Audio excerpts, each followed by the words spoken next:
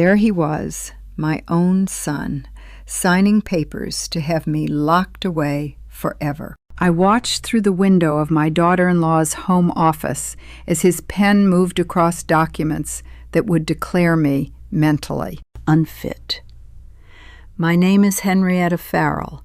I am 79 years old. I have $18 million in assets, 3 grandchildren who adore me, and a son who decided I was worth more to him sedated than aware. They thought the pills would keep me confused. They thought the forged medical records would hold up in court. They thought nobody would believe a forgetful grandmother over a respected businessman and his charming wife. But here is what my children never knew about their mother. I spent 3 decades keeping books for people far more dangerous than Mom. Them, I remember everything. I document everything. And I was about to show them exactly who they had underestimated.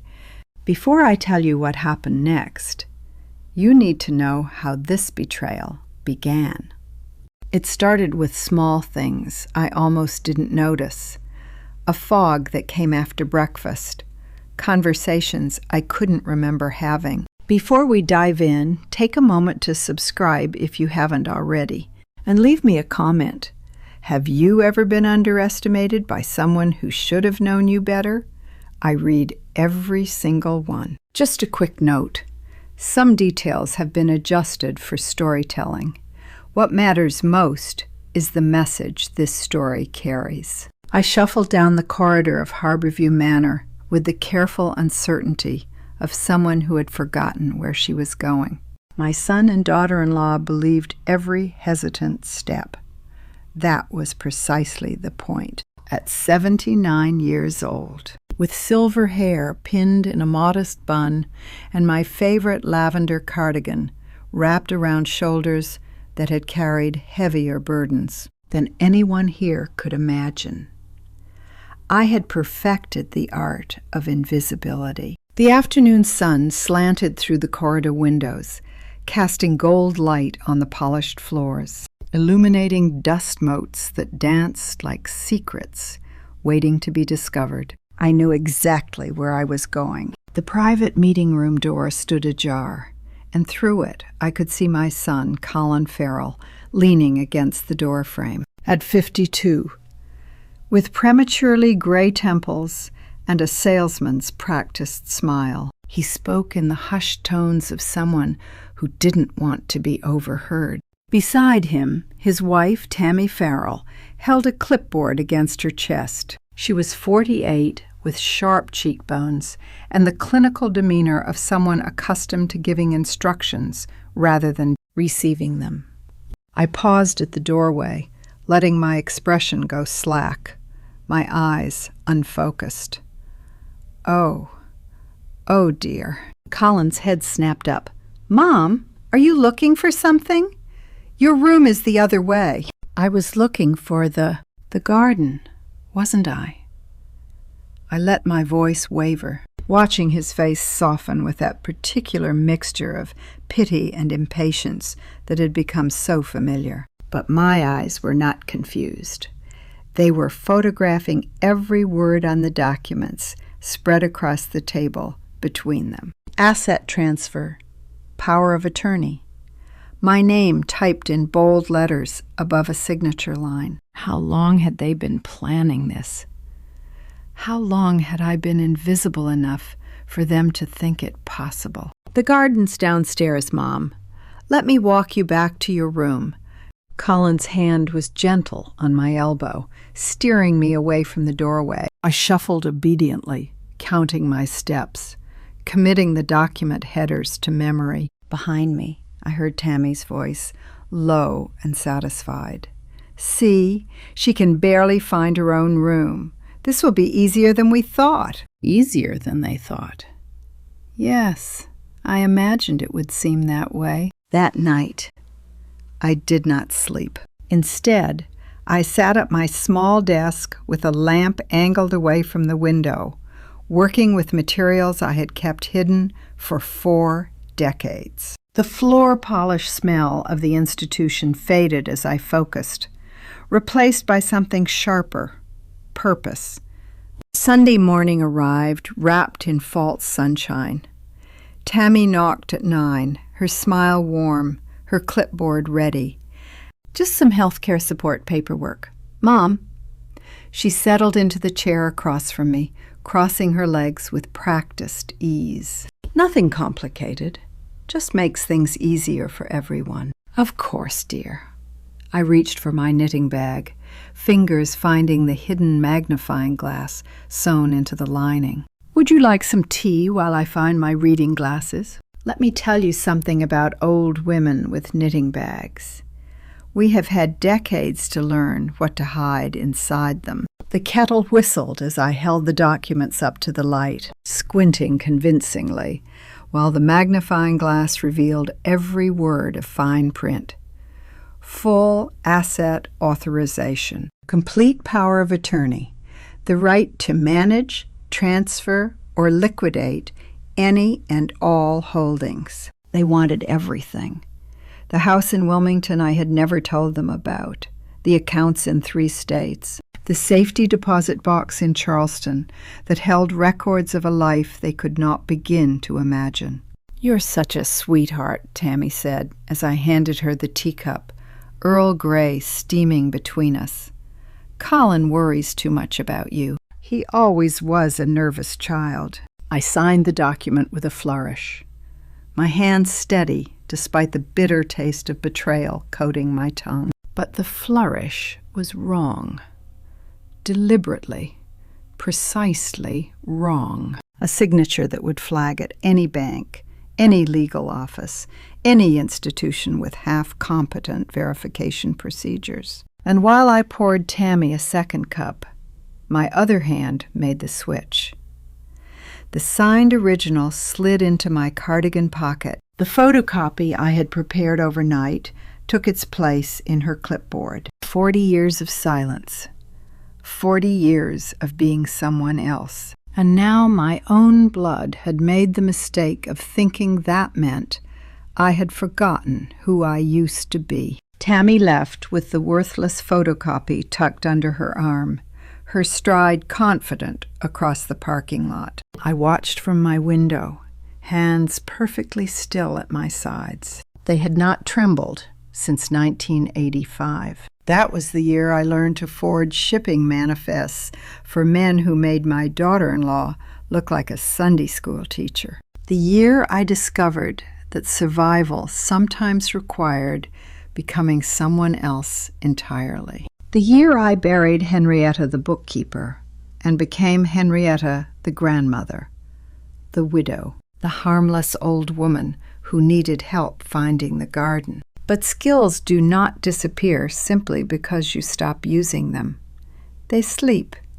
They wait. And when someone threatens what you have built, what you have protected, what you have hidden for 4 decades, they wake up hungry. I turned from the window and reached for my phone. Not the one Colin had programmed with emergency contacts and large buttons for my supposedly failing eyes. The other one, the one nobody knew I had. The call lasted 11 minutes. When I ended it, the man on the other end understood exactly what I needed verification of: offshore account structures, a timeline for potential audit flags, and confirmation that certain records remained buried where I had left them in 1987. He did not ask questions.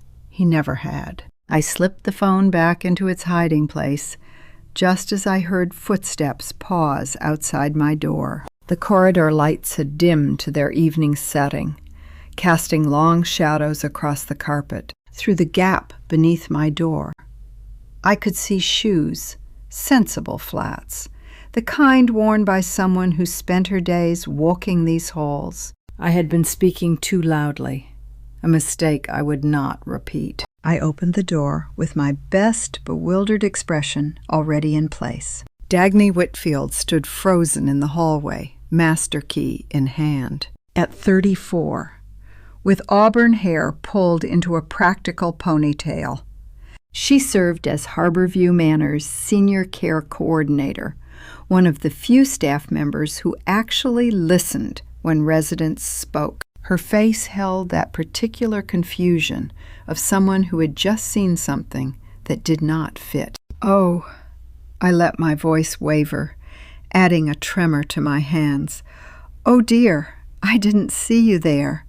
I was just talking to myself, I suppose." "Do old women do that?"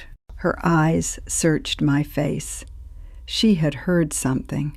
I could see it in the way her grip tightened on that key. Yes, Mrs. Farrell," she swallowed.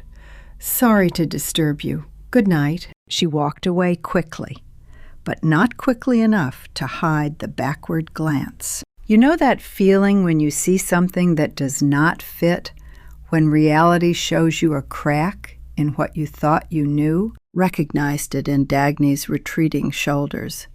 She would not forget what she had heard. Whether that made her dangerous or useful remained to be seen. 2 days later, my family convened to discuss my future without bothering to include my opinion in the planning.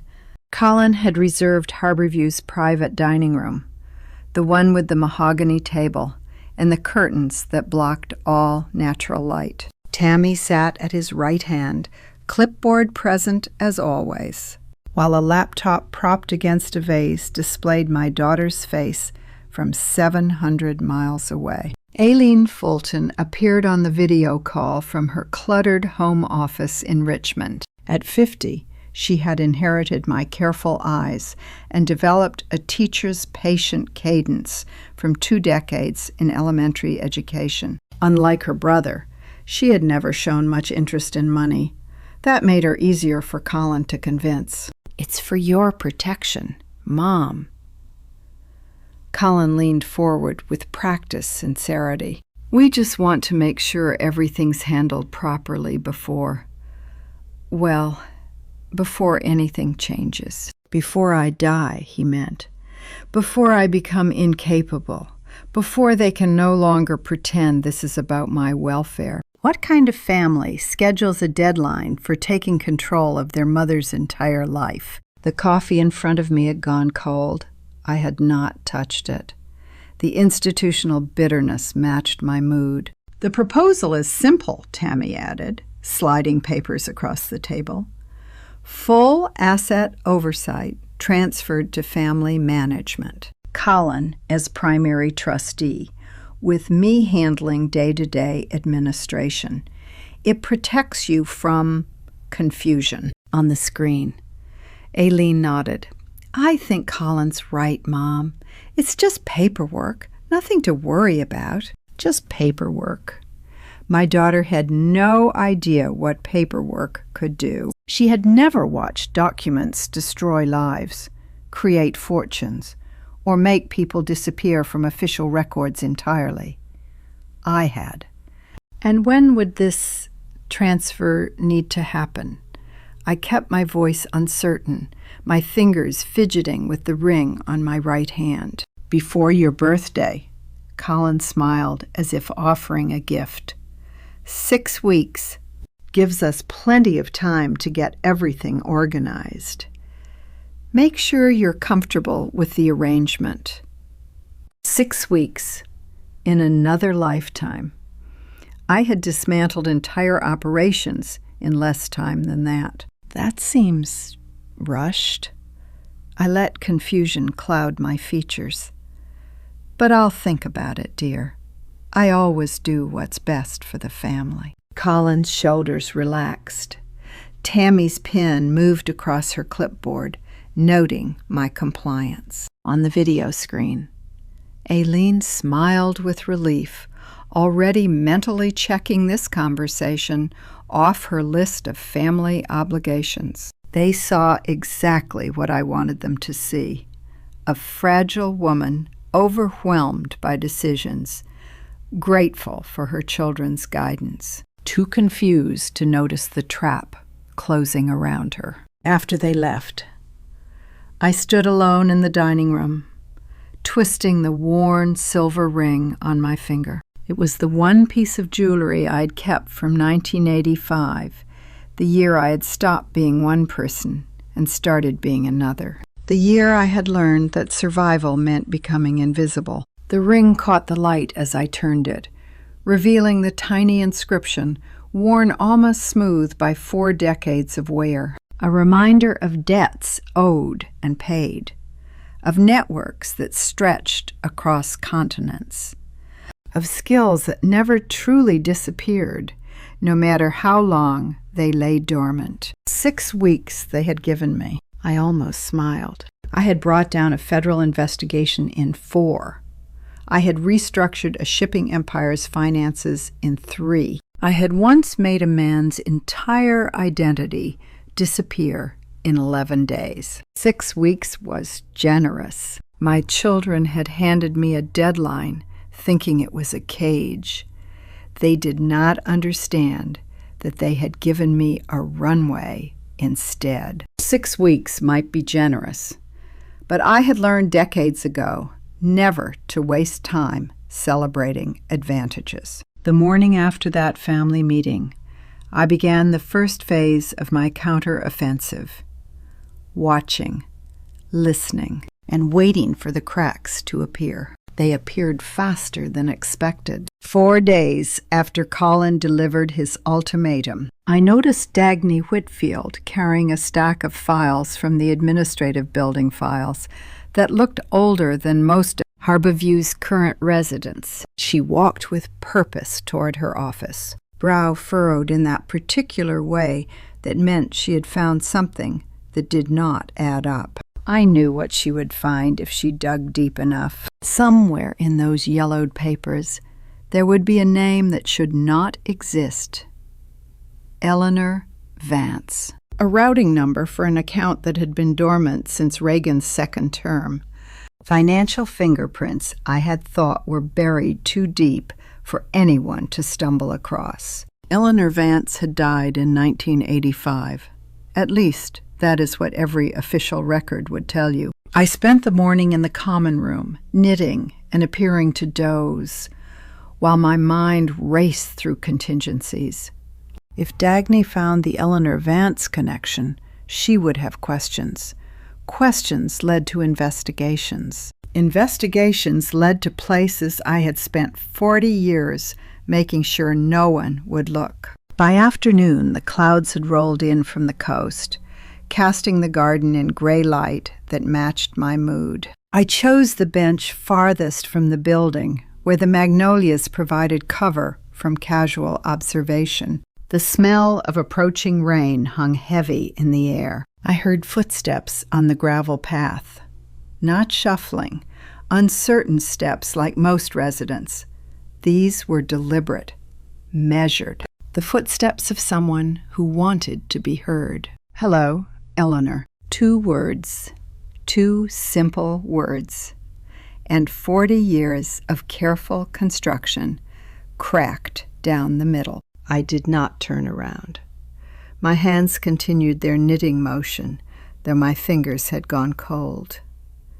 That name is dead, I said. You should be too, for all anyone knows. Murray Garrett walked around the bench and lowered himself onto the far end, leaning on a cane he did not quite need. At 81, he had the stooped posture of a man who wanted to appear harmless. But his eyes remained as sharp as they had been in 1983, when he taught me how to restructure offshore accounts without leaving traces. The facility's newest resident, he said, as if we were strangers making small talk.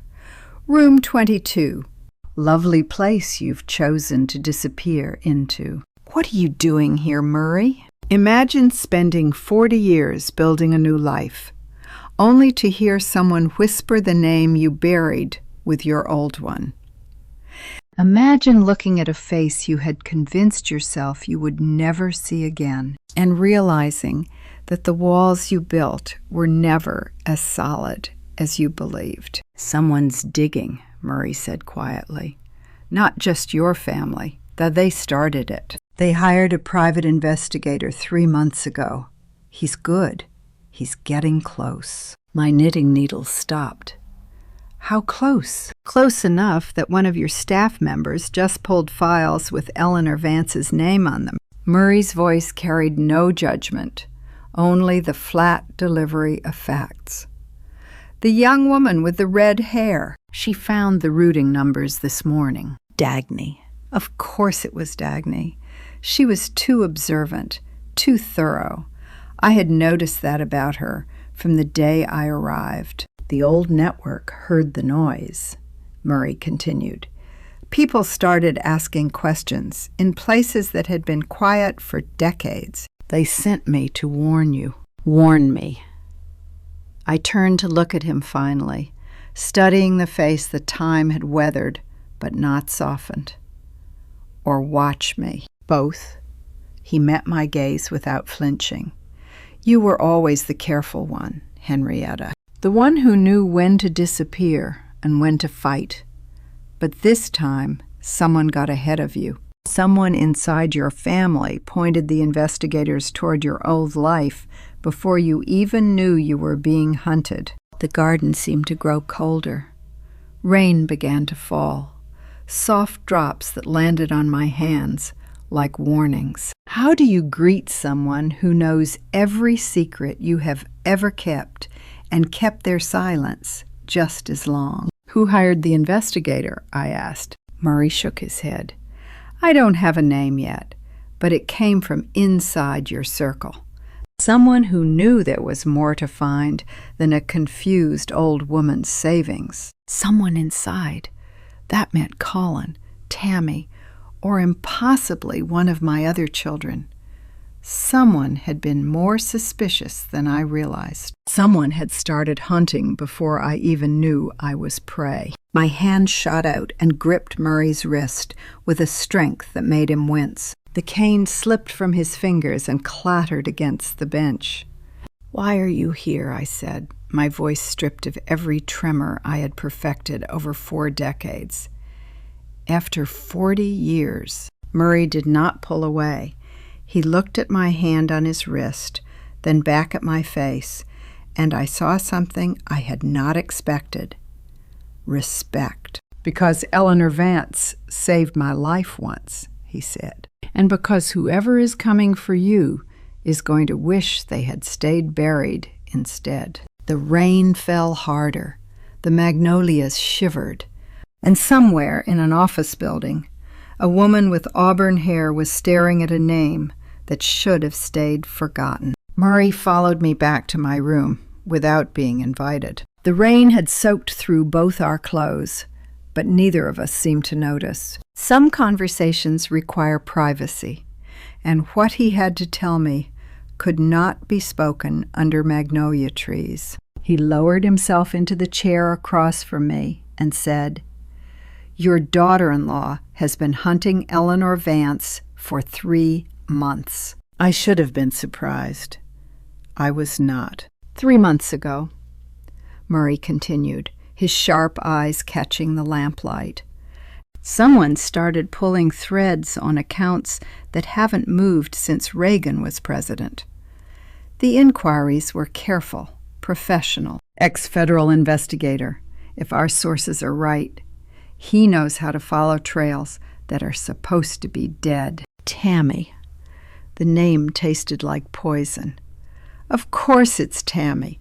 Colin doesn't have the spine to dig this deep on his own. They're not looking for money, Eleanor. Murray leaned forward, using the old name deliberately. They're looking for leverage, something to prove you can't manage your own affairs, something that makes the competency question easy to answer. Tammy had been patient, I will give her that. Patient the way a spider is patient, spinning silk around prey that does not know it is already caught. But Tammy did not know who she was hunting. She saw a confused old woman with valuable assets. She had no idea that the confused old woman had once made powerful men disappear from federal databases with nothing but a telephone. and 3 weeks of careful work. How close is he? I asked. Close enough that your staff member found the Eleanor Vance routing numbers this morning. The investigator will have the same information within a week, maybe less. A week, perhaps 2. Then the careful architecture of 40 years would begin to crumble. Murray left before midnight, promising to return when he had more information. I did not sleep. Instead, I sat in my chair and watched the rain streak down my window, planning moves and counter-moves like I had not done since before my children were born. 2 days later, everything changed again. The knock on my door came at 4 in the afternoon, hesitant, almost apologetic. When I opened it, my grandson stood in the hallway, looking like he might shatter if I spoke too loudly. Weston Farrell was 17, with my watchful gaze hidden behind a mop of dark hair that he constantly pushed out of his eyes. He was Colin's youngest, a quiet boy who preferred computers to conversation and who visited me more often than his father realized. He stood in my doorway with his phone clutched like a confession, looking younger than his years and older than he should. "Grandma," his voice cracked, "I need to show you something. Have you ever watched your own family plot against you through the eyes of a child who loves you enough to betray them?" Weston sat on the edge of my bed, hands trembling as he navigated to an audio file. I didn't know what else to do. They keep having these meetings after I'm supposed to be asleep, and He swallowed hard. I started recording. He pressed play. Tammy's voice filled my small room, tinny through the phone's speakers, but unmistakable. Need the doctor's signature before her birthday. Once we have incompetence on paper, the court handles the rest. She won't even understand what's happening. Colin's response was barely audible. And if she fights it, she won't. She can't. By the time we're done, she'll be lucky if they let her keep her knitting needles. The recording ended. The smell of Weston's teenage cologne mixed with old secrets stirring in my chest. Secrets I had kept for 4 decades, now threatening to surface in the worst possible way. "There's more," Weston whispered. "Weeks of recordings. They talk about doctors who owe Dad favors, about making sure Aunt Eileen doesn't ask too many questions, about—" He stopped, unable to continue. "About what, sweetheart?" "About how much easier it would be if you had an accident." The phone felt smooth and cold in my palm when he handed it to me. Evidence. Real, undeniable evidence of their conspiracy, delivered by the one person they never suspected would turn against them. In that moment, holding my grandson's phone with his parents' voices condemning themselves, I felt something I had not allowed myself in years. Hope. "Weston." I pulled him close and let him feel the steadiness in my arms, the steadiness of a woman who finally had proof. "You are so brave, so much braver than you know." I didn't want to believe it, he said into my shoulder, but I had to know, and now I don't know what to do. I held him tighter. This boy who had inherited more of me than his father ever had.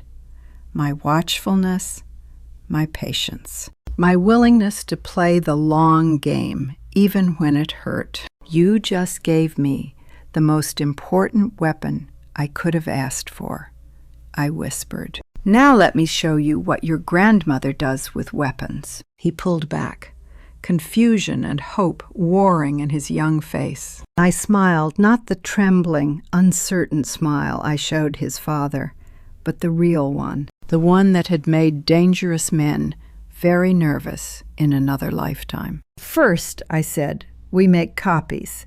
Then we make plans.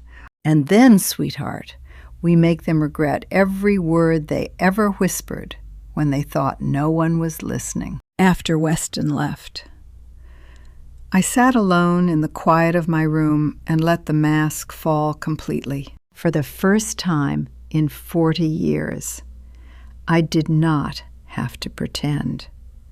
The trembling grandmother was gone. In her place sat the woman I had buried in 1985, the woman my children had just made the fatal mistake of awakening. I locked my door and pulled my oldest suitcase from the back of the closet.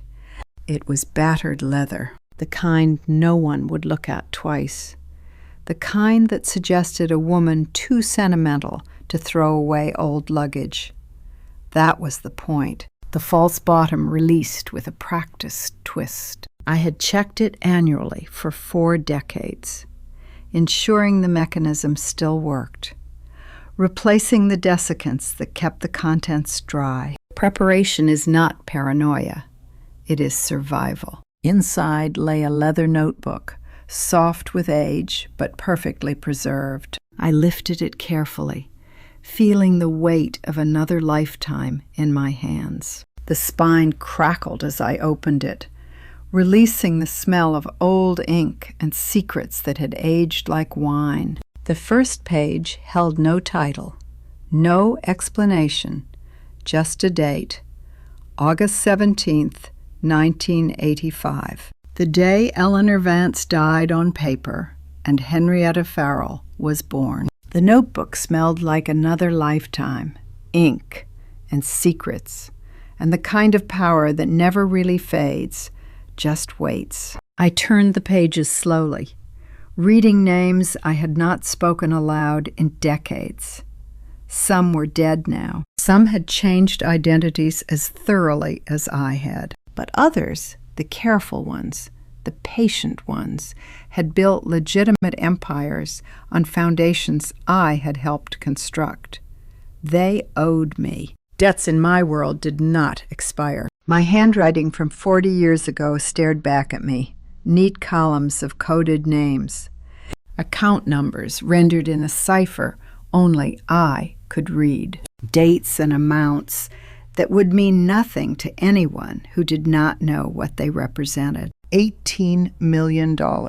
That was the current value of what I had built and hidden before my children were old enough to understand what money truly meant. 18 million in accounts, properties, and investments so carefully structured that even the best forensic accountant would need years to untangle them. Tammy thought she was hunting a confused old woman's savings. She had no idea she was hunting a fortune protected by people who made her husband's business connections look like a children's lemonade stand. You want to know what 40 years of hiding teaches you? That the most dangerous weapon is not money or connections. It is patience. The patience to wait until your enemies reveal themselves. The patience to let them think they have won while you sharpen your knives in the dark. I selected a name from the notebook. Thomas Vance, no relation to Eleanor, despite the surname. A man I had helped disappear in 1983 who had rebuilt himself as a respected financial consultant in Charlotte. He owed me more than money. He owed me his freedom, his family, his entire second life. The phone felt cool against my ear as I dialed a number I had memorized but never used. 3 rings, 4, then a click and silence. It's time, I said, to repay an old debt. The pause lasted exactly as long as a breath. Then a voice older now, weathered by decades, but unmistakably Thomas, responded with words that changed everything. Eleanor, we wondered when you'd call. They had been waiting. All this time, they had been waiting for Eleanor Vance to need them again. You've been watching, I said. It was not a question. Murray reached out 3 months ago, said someone was digging into old accounts, asking questions that should have stayed buried. Thomas's voice carried the calm of a man who had played long games before. We've been monitoring ever since, waiting to see if you needed us. 3 months, the same timeline as Tammy's investigation. Murray had not simply arrived to warn me. He had been part of a coordinated response I knew nothing about. I need the assets restructured, I said, completely, before my birthday. We anticipated that. I can be in Southport in 3 days. There's a cafe on Main Street, quiet, private. We can begin the work there. I closed my eyes, feeling the weight of decades lifting from my shoulders. I had spent 40 years believing I was alone, that the connections I had built belonged to another woman in another life. I had been wrong. Thomas, I said, tell the others. Tell them Eleanor Vance is calling in every marker, every favor, every debt accumulated over 20 years of making people disappear. And tell them that anyone who helped my family dig into my past has exactly 4 weeks to regret that decision. Another pause, then softly, it will be our pleasure. I ended the call and set the phone beside the notebook. Outside my window, Harborview Manor slept peacefully, unaware that its most harmless resident had just declared war. My children wanted control of my assets. My daughter-in-law wanted to prove me incompetent. They had hired investigators, bribed doctors, whispered about accidents. They had no idea what they had unleashed. The real war begins tonight, and I would not be fighting it alone. 3 days after my phone call, the network began to move. Thomas had been true to his word. The wheels were already turning before I stepped foot outside Harborview Manor. The man waiting for me at the corner table of the Southport Cafe looked exactly like what he had spent 40 years pretending to be, completely unremarkable. Harry Graves was 67, with wire-rimmed glasses and the kind of face you would forget 5 minutes after meeting him. That forgettable quality had made him invaluable in another life. He had arrived precisely on time. A leather briefcase at his feet containing 4 decades of expertise in making money invisible. Eleanor, he said as I sat down, not bothering with the name I used now. You look well. I look old. Harry, let's not waste time on pleasantries. He smiled a small, efficient expression that matched everything else about him. The cafe hummed with coastal tourists and locals enjoying their morning coffee, providing perfect cover for the conversation we were about to have. Thomas briefed me, Harry said, sliding a manila folder across the table. Your family situation, the investigation, the timeline. I opened the folder and found my own financial life laid out in neat columns. Every account, every property, every investment I had built over 40 years. Seeing it assembled in one place made the stakes viscerally real. $18 million. That is what 4 decades of careful work looks like when you know how to make money disappear and reappear exactly where you need it. You were always better at this than any of us, Eleanor, Harry said, genuine respect in his voice. Most people in our old business spent everything as fast as they made it. You built an empire and hid it behind a knitting basket. I need it untouchable. I kept my voice low, though the cafe chatter provided ample cover. No power of attorney, no conservatorship, nothing they file can reach it. Harry nodded, pulling a pen from his breast pocket. I can do that. Cascade trusts, offshore restructuring, legal firewalls that would take a team of forensic accountants a decade to penetrate. He paused, meeting my eyes. But the moment these transactions clear, they'll know you're not the confused old woman they think you are. Let them know. Eleanor. His voice carried warning. Once you reveal yourself, you can't go back to hiding. They'll fight harder, dig deeper. They're already digging. The investigator your people have been tracking, he's close to Eleanor Vance. If they find her before I'm protected, it won't matter how confused I pretend to be. Harry was silent for a moment, absorbing the implications. Then he opened his briefcase and withdrew a stack of documents thick enough to stop a bullet. Then we work fast. I'll need signatures on these by end of week. The restructuring will be complete within 10 days, before your birthday deadline. I signed where he indicated, using the precise handwriting that matched my legal identity, rather than the trembling scrawl my family expected. What kind of daughter-in-law looks at her husband's mother and sees nothing but an obstacle between herself and a fortune? I did not know the answer then, but Murray's people provided it that same evening, when a report arrived detailing exactly what Tammy had been doing while I secured my assets. 30 miles away, in the sterile offices of Prescott and Associates in Wilmington, my daughter-in-law had met with her lawyer. According to Murray's contact, a paralegal who owed the network a favor, Tammy had arrived with a single demand: accelerate the conservatorship timeline. Without a physician's certification, no judge will grant conservatorship, the lawyer had warned her. We need documentation of cognitive decline, ideally within 2 weeks. 2 weeks. Tammy's voice on the recording was flat, calculating. That's before her birthday deadline. A pause.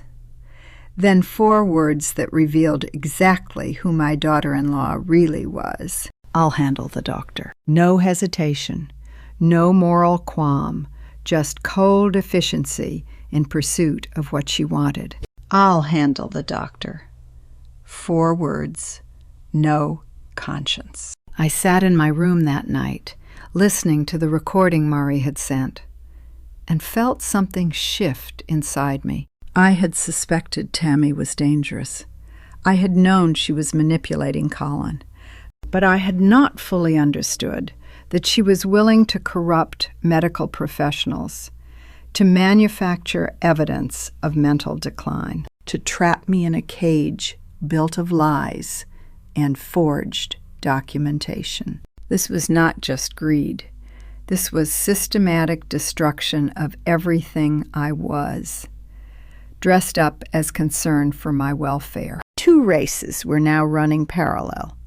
Mine, to restructure the assets before anyone could touch them. Hers, to prove I could not be trusted to keep what I had built. Harry's plan would take 10 days.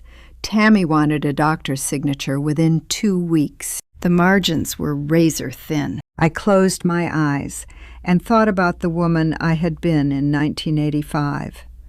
The woman who could outmaneuver federal investigators, restructure shipping routes overnight, make entire identities disappear. That woman had survived impossible odds through preparation, patience, and the willingness to move faster than her enemies expected. Tammy thought she was hunting a helpless old woman. She had no idea that the old woman had already started hunting back. 1 week after my meeting with Harry, Tammy made her move. The doctor they sent was not from the facility I knew, that the moment he walked into the examination room with questions designed not to assess my mind, but to prove it was already gone. Dr. Mercer was a narrow-faced man in his 50s, with the rehearsed sympathy of someone being paid to reach a specific conclusion. He set his clipboard on the examination table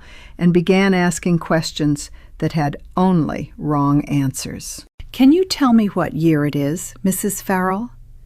His pen was already moving before I spoke. "And who is the current president?" I let my eyes go vague. My hands flutter with convincing uncertainty. Oh dear, is it still 2020? I get so confused with the years. The days all blend together in here. He nodded, marking something on his form.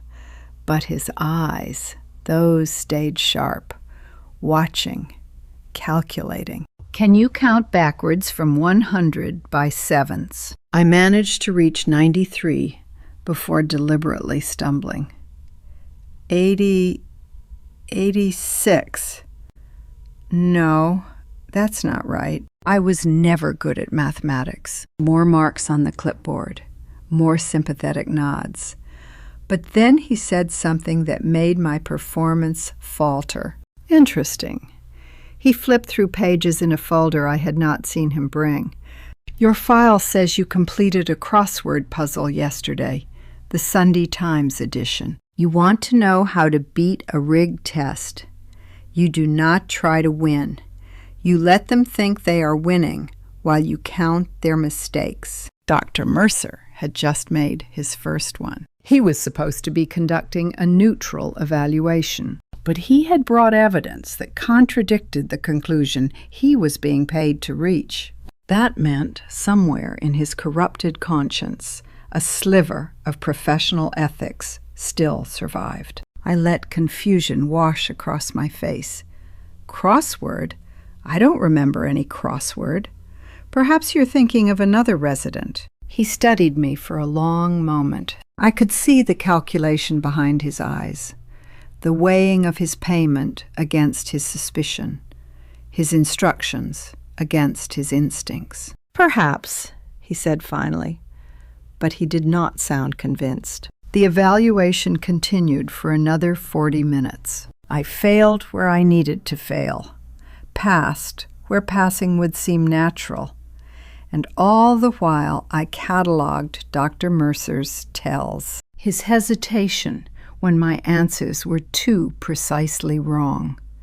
His glances at the door when Tammy's influence became too obvious. His growing discomfort with the role he had agreed to play. When he left, I had what I needed, confirmation that the evaluation was rigged, and leverage in the form of a doctor who was beginning to regret his bargain. What I did not have, could not have known, was what was happening 700 miles away in my daughter's kitchen. What does it take for a daughter to hear her brother talking about their mother like inventory to be liquidated? Eileen called me 2 days later, her voice careful in ways it had not been in years. She told me what she had overheard, and the story came out in fragments. A phone left on speaker while she walked back from putting her children to bed. Voices she recognized, discussing someone she loved. Tammy says the preliminary findings support cognitive decline, Colin had said, his tone the flat efficiency of a business call. Once we get the official certification, we move forward. The birthday deadline still works, Tammy's voice through the phone's tiny speaker. Judge won't question a doctor's assessment. She'll be under conservatorship before she even understands what's happening. Aileen had frozen in her kitchen doorway, the evening light dying through her window, her cold coffee forgotten on the counter. She had listened to her brother and sister-in-law discuss their mother like a problem to be solved, an obstacle to be managed, an asset to be acquired. They weren't worried about you, Eileen told me, her voice cracking. They were timing you, scheduling you like a transaction. Something about her brother's voice had not sounded right, and Aileen realized it never had. All those years of letting Colin handle family business, all those times she had deferred to his judgment about my care, my finances, my future. She had trusted him because he was her brother, because family was supposed to mean something, because she could not imagine the alternative. Now she was imagining it, and she did not like what she saw. "Mom," she said, and I heard the daughter I remembered from before. The distance grew between us. Mom, what's really going on? I held the phone against my ear and weighed my options. Aileen had been complicit in her brother's plans, not maliciously, but through willful blindness. She had chosen convenience over curiosity, had let Colin's assurances substitute for her own investigation. But she was calling now. She was asking questions. And in the war I was fighting, a daughter with doubts could become a daughter with proof. Aileen, I said, letting the tremor drop from my voice. I think it's time you came to visit. There are things I need to tell you, things I should have told you years ago. The silence on the other end stretched long enough that I thought she might hang up. Then, I'll book a flight tomorrow. Aileen arrived in North Carolina 2 days after that phone call. But the real conversation happened while she was still packing her bags in Richmond. She called me that night, her voice stripped of the careful politeness that had defined our relationship for years. Mom, I need you to be honest with me. No preamble, no small talk. Is something happening that I don't know about? I sat in my room with the door locked, weighing decades of secrecy against the daughter who had finally chosen to ask the right questions. Your brother and his wife are trying to take control of my assets, I said, letting the tremor drop from my voice. They want me declared incompetent before my birthday. They've hired doctors, investigators, lawyers, all to prove I can't manage my own life. The silence on the other end was heavy with the sound of a worldview collapsing. Oh, God, Aileen's breath caught. Mom, I heard them talking on the phone when they didn't know I was listening. I thought I was imagining things, being paranoid. But it was real, all of it. It was real. What do you need me to do? My daughter believed me. After months of silence, after years of distance, she heard the truth in my voice, and she chose me over her brother. I need you to come here, I said, not to the facility, to the cafe on Main Street in Southport. There are things I need to tell you in person, things that will explain why your brother thinks he can do this and why he's wrong. I'll book a flight tonight. The next morning brought a different kind of reckoning. Dagny Whitfield knocked on my door with the expression of someone who had spent sleepless nights wrestling with a decision. I recognized that look. I had worn it myself 40 years ago, right before I stopped being Eleanor Vance. Mrs. Farrell. She stepped inside and closed the door behind her. We need to talk. About Eleanor Vance, I said. It was not a question. Her eyes widened slightly, then narrowed.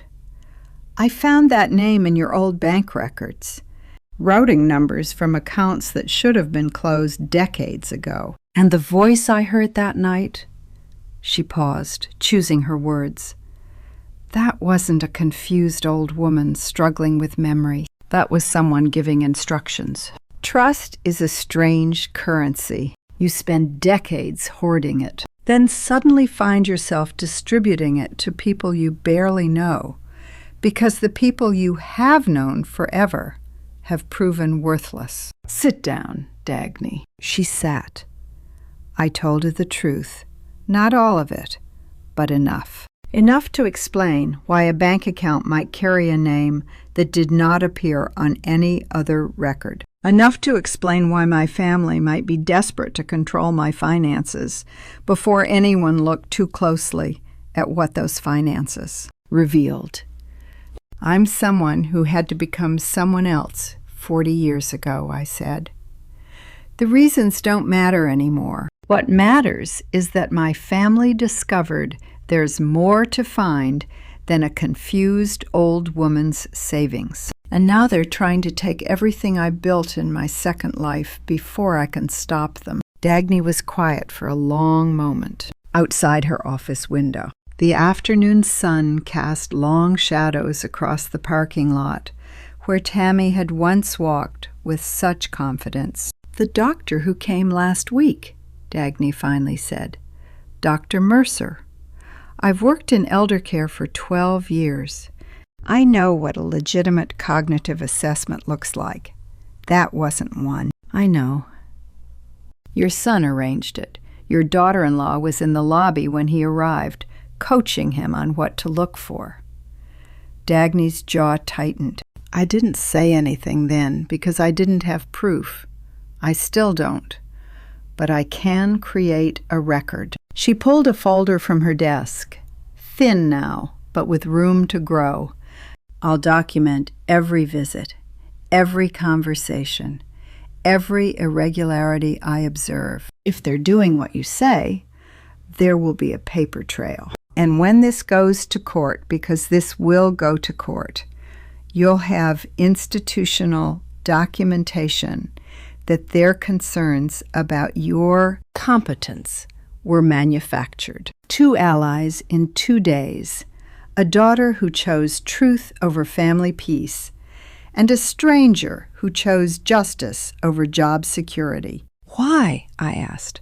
"Why risk your position for someone you barely know?" Dagny met my eyes with the steady gaze of someone who had made her peace with a difficult decision. "Because I've watched families destroy elderly parents before. Because I've seen what happens when money matters more than people. And because," she almost smiled, "because anyone who can talk about offshore account restructuring while pretending to be confused about crossword puzzles deserves a fair fight." I left her office with something I had not possessed in weeks: witnesses. My daughter was flying south, ready to question everything her brother had told her. A facility manager was building documentation of every suspicious interaction. The circle was growing. Tomorrow.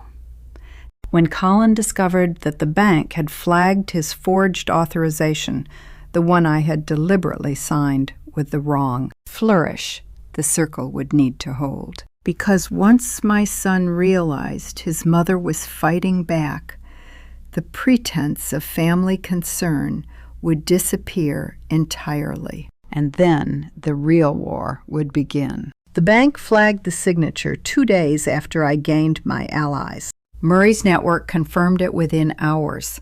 Colin had walked into First Carolina Bank expecting a simple authorization, and walked out with the first crack in his careful plan. The bank teller's frown was the first sign of trouble. According to Murray's contact in the compliance department, she had studied the document for a long moment before calling her supervisor. "I'm sorry, Mr. Farrell, but this signature doesn't match our records. We'll need your mother to come in personally to verify." Colin had stared at the paper, the same paper he had watched me sign in my room at Harborview Manor, my hand moving with just enough tremor to look authentic. "She signed it right in front of my wife," he had insisted. I watched her hand move, but the signature was wrong.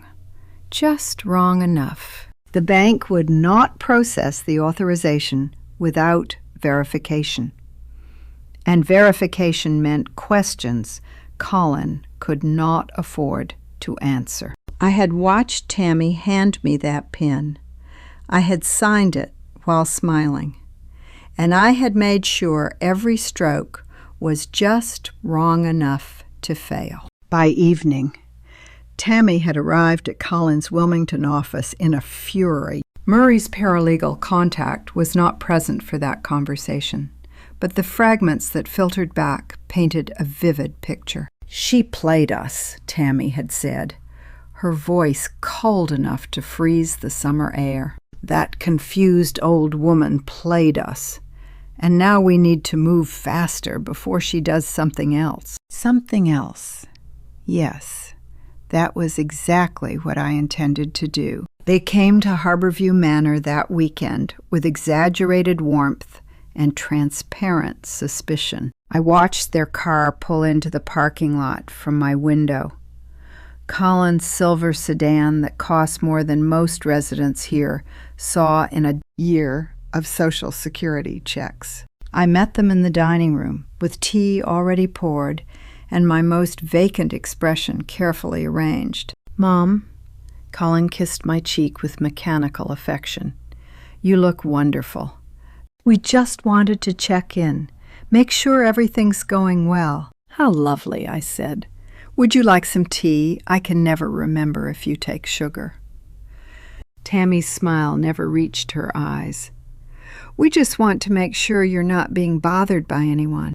Mom, strangers sometimes take advantage of residents here." "How do you interrogate someone who answers every question with a story about cardinals?" "Oh, everyone here is so nice." I let my gaze drift toward the window with convincing vagueness. "I mostly talk to the birds in the garden. Do you know cardinals mate for life? Such loyal little creatures." Colin exchanged a glance with Tammy. I could read the frustration in his jaw, the tension in his fingers as they wrapped around his teacup. "Mom, have you made any phone calls lately?" His voice carried a forced casualness that would have been laughable if the stakes were not so high. "Talk to anyone about finances?" Finances. I blinked at him with the wide, confused eyes of someone who could not possibly understand such complicated matters. "Your father always handled all that. I miss him, you know. He had such steady hands." "But you haven't talked to any strangers? Anyone new?" "There's a lovely new gentleman in room 22. I smiled dreamily. "Murray something. He plays chess." "Do you play chess?" "Colin, your father taught you, didn't he?" I watched Colin's eye twitch at Murray's name. He would check later. I knew. He would find exactly what Murray wanted him to find. An elderly widower with an unremarkable background and no apparent connection to anything suspicious. The visit lasted 45 minutes. They asked a dozen different versions of the same questions. Who had I spoken to? What did I remember? Had anyone mentioned documents or banks or lawyers? I answered each with rambling non sequiturs about birds and weather and memories of their father. By the time they stood to leave, Tammy's expensive perfume had mingled with the scent of cold coffee and mounting frustration. "We should go," she said, her voice tight. "Mom needs her rest." "Such thoughtful children," I murmured, accepting Colin's dutiful kiss on my forehead. "You'll come for my birthday, won't you?" 80 years. Can you imagine? Colin's smile was strained. "We wouldn't miss it, Mom." They left thinking they were the cats. They had no idea they had just been played by a mouse who had spent 40 years learning how to disappear. I watched their car pull away through my window, the silver sedan disappearing down the gravel drive toward the main road. They had come to find out what I knew. They left knowing nothing except that something was very wrong with their plan. The signature had failed. Their probing questions had yielded only cardinal facts and chess references. Their confused old mother had sat there with tea and vacant eyes and given them exactly nothing useful. But I had given myself something invaluable information. The speed of their visit told me they were panicking. Tammy's questions told me they suspected interference, but did not know its source. Colin's twitching eye told me his nerve was beginning to crack. Cat and mouse, but who was which? By the time they figured it out, I intended to have already won. 3 weeks remained until my 80th birthday.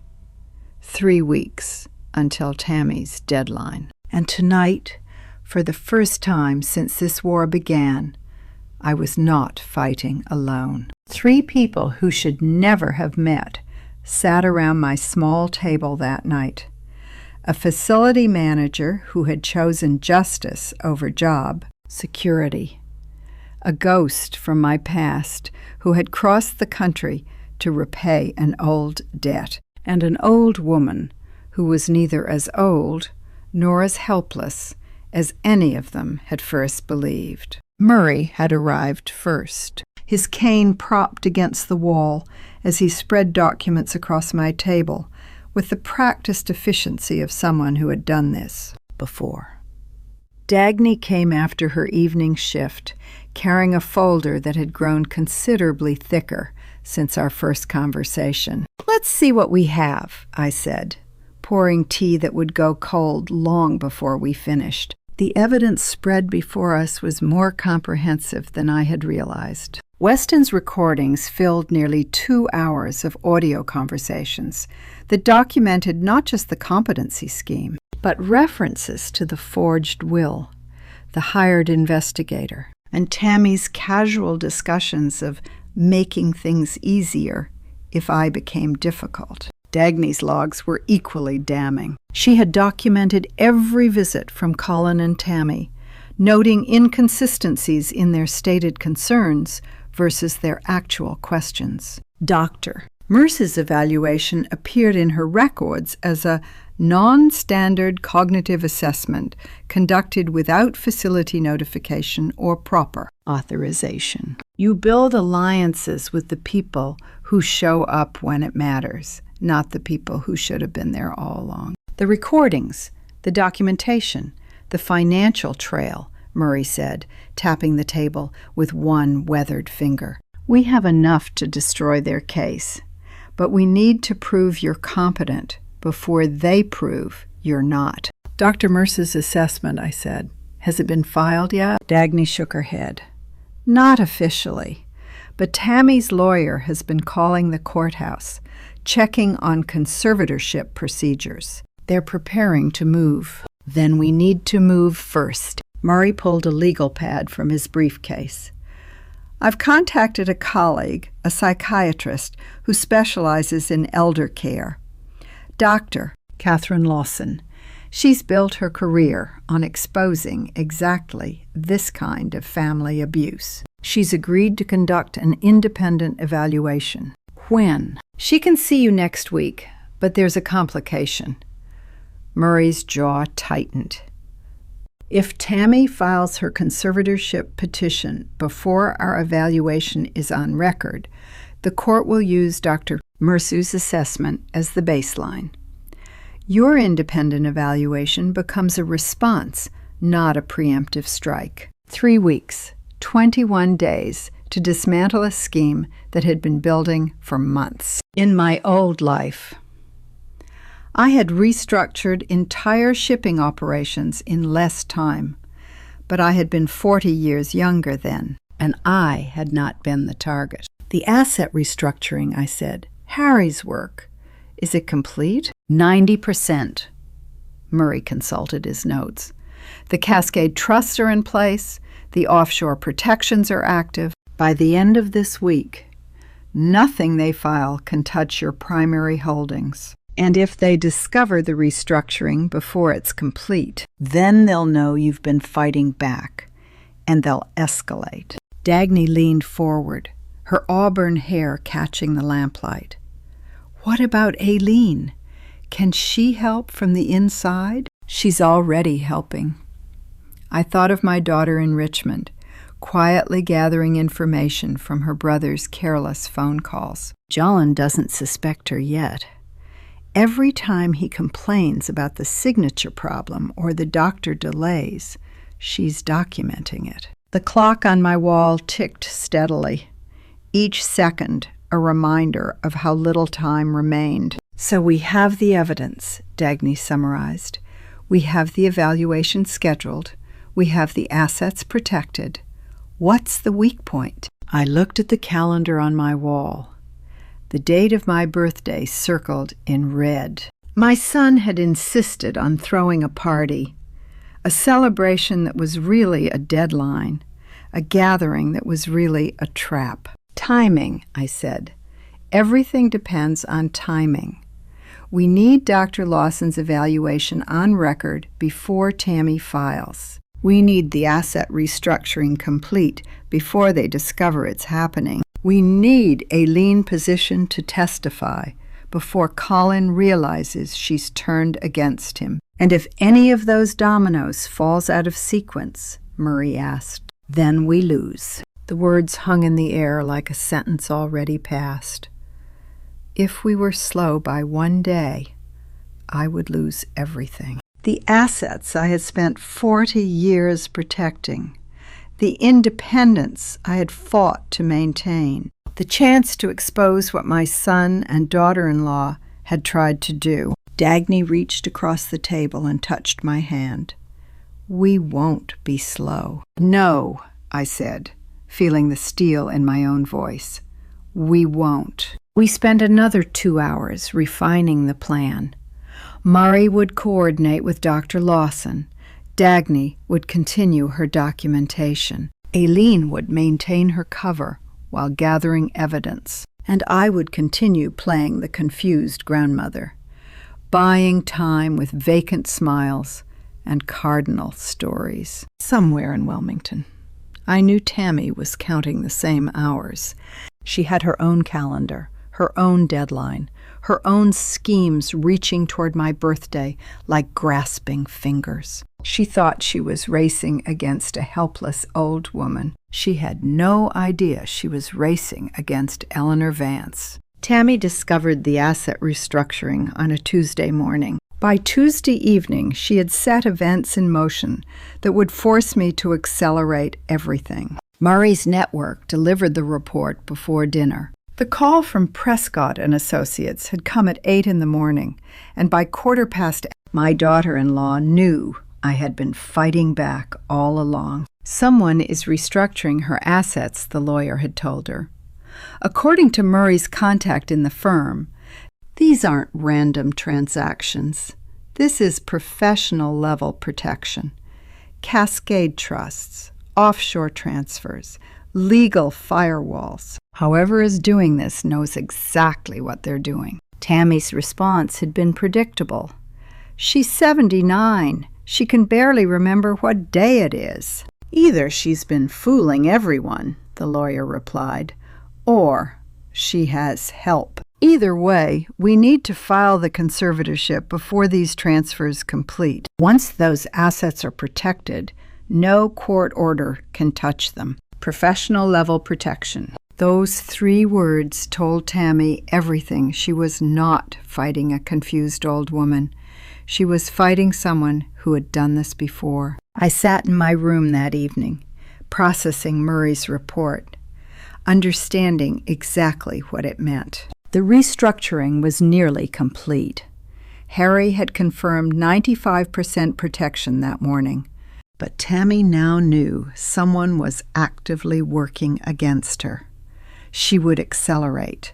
She would push harder. And she would start looking for who was helping me. That search began with the most obvious suspect. Weston called me at 9 o'clock, his voice carefully casual, in the way teenagers use when they are terrified and trying not to show it. Grandma, I just wanted to check in.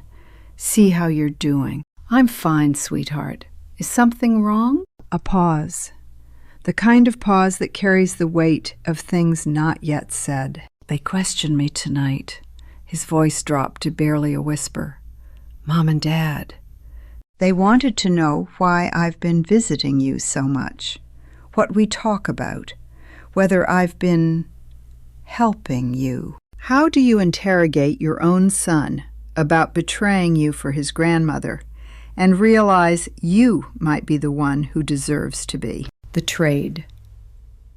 What did you tell them? I said we play cards, that you tell me stories about Grandpa, that I visit because you're lonely and nobody else does. A bitter laugh.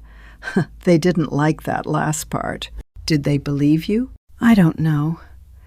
Dad kept asking the same questions different ways, like he was trying to catch me in a lie.